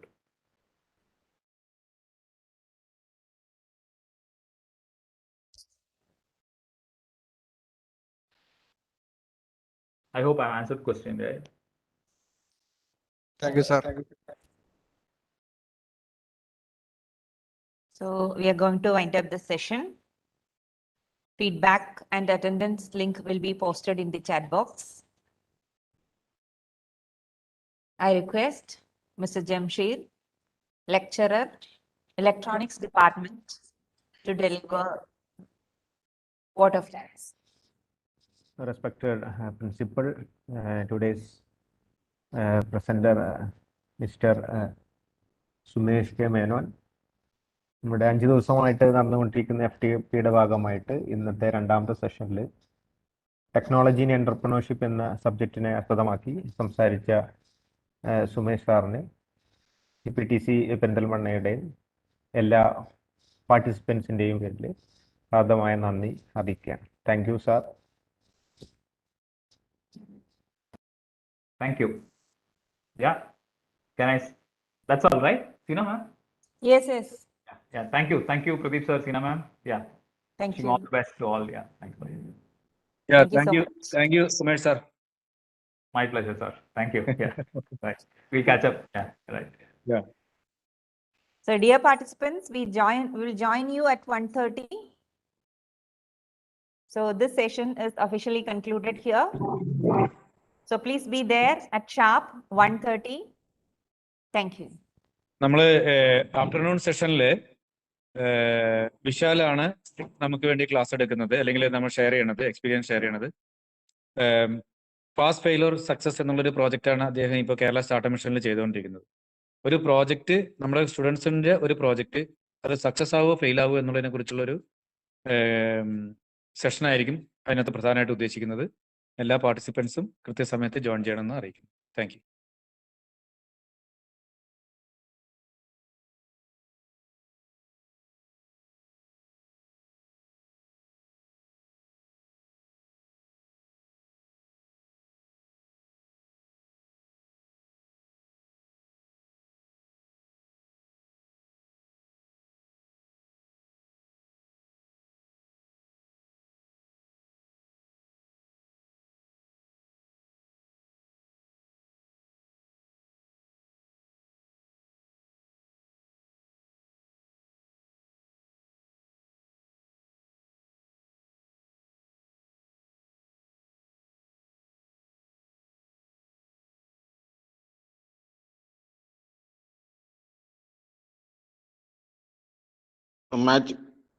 Chat ബോക്സിൽ okay, thank you.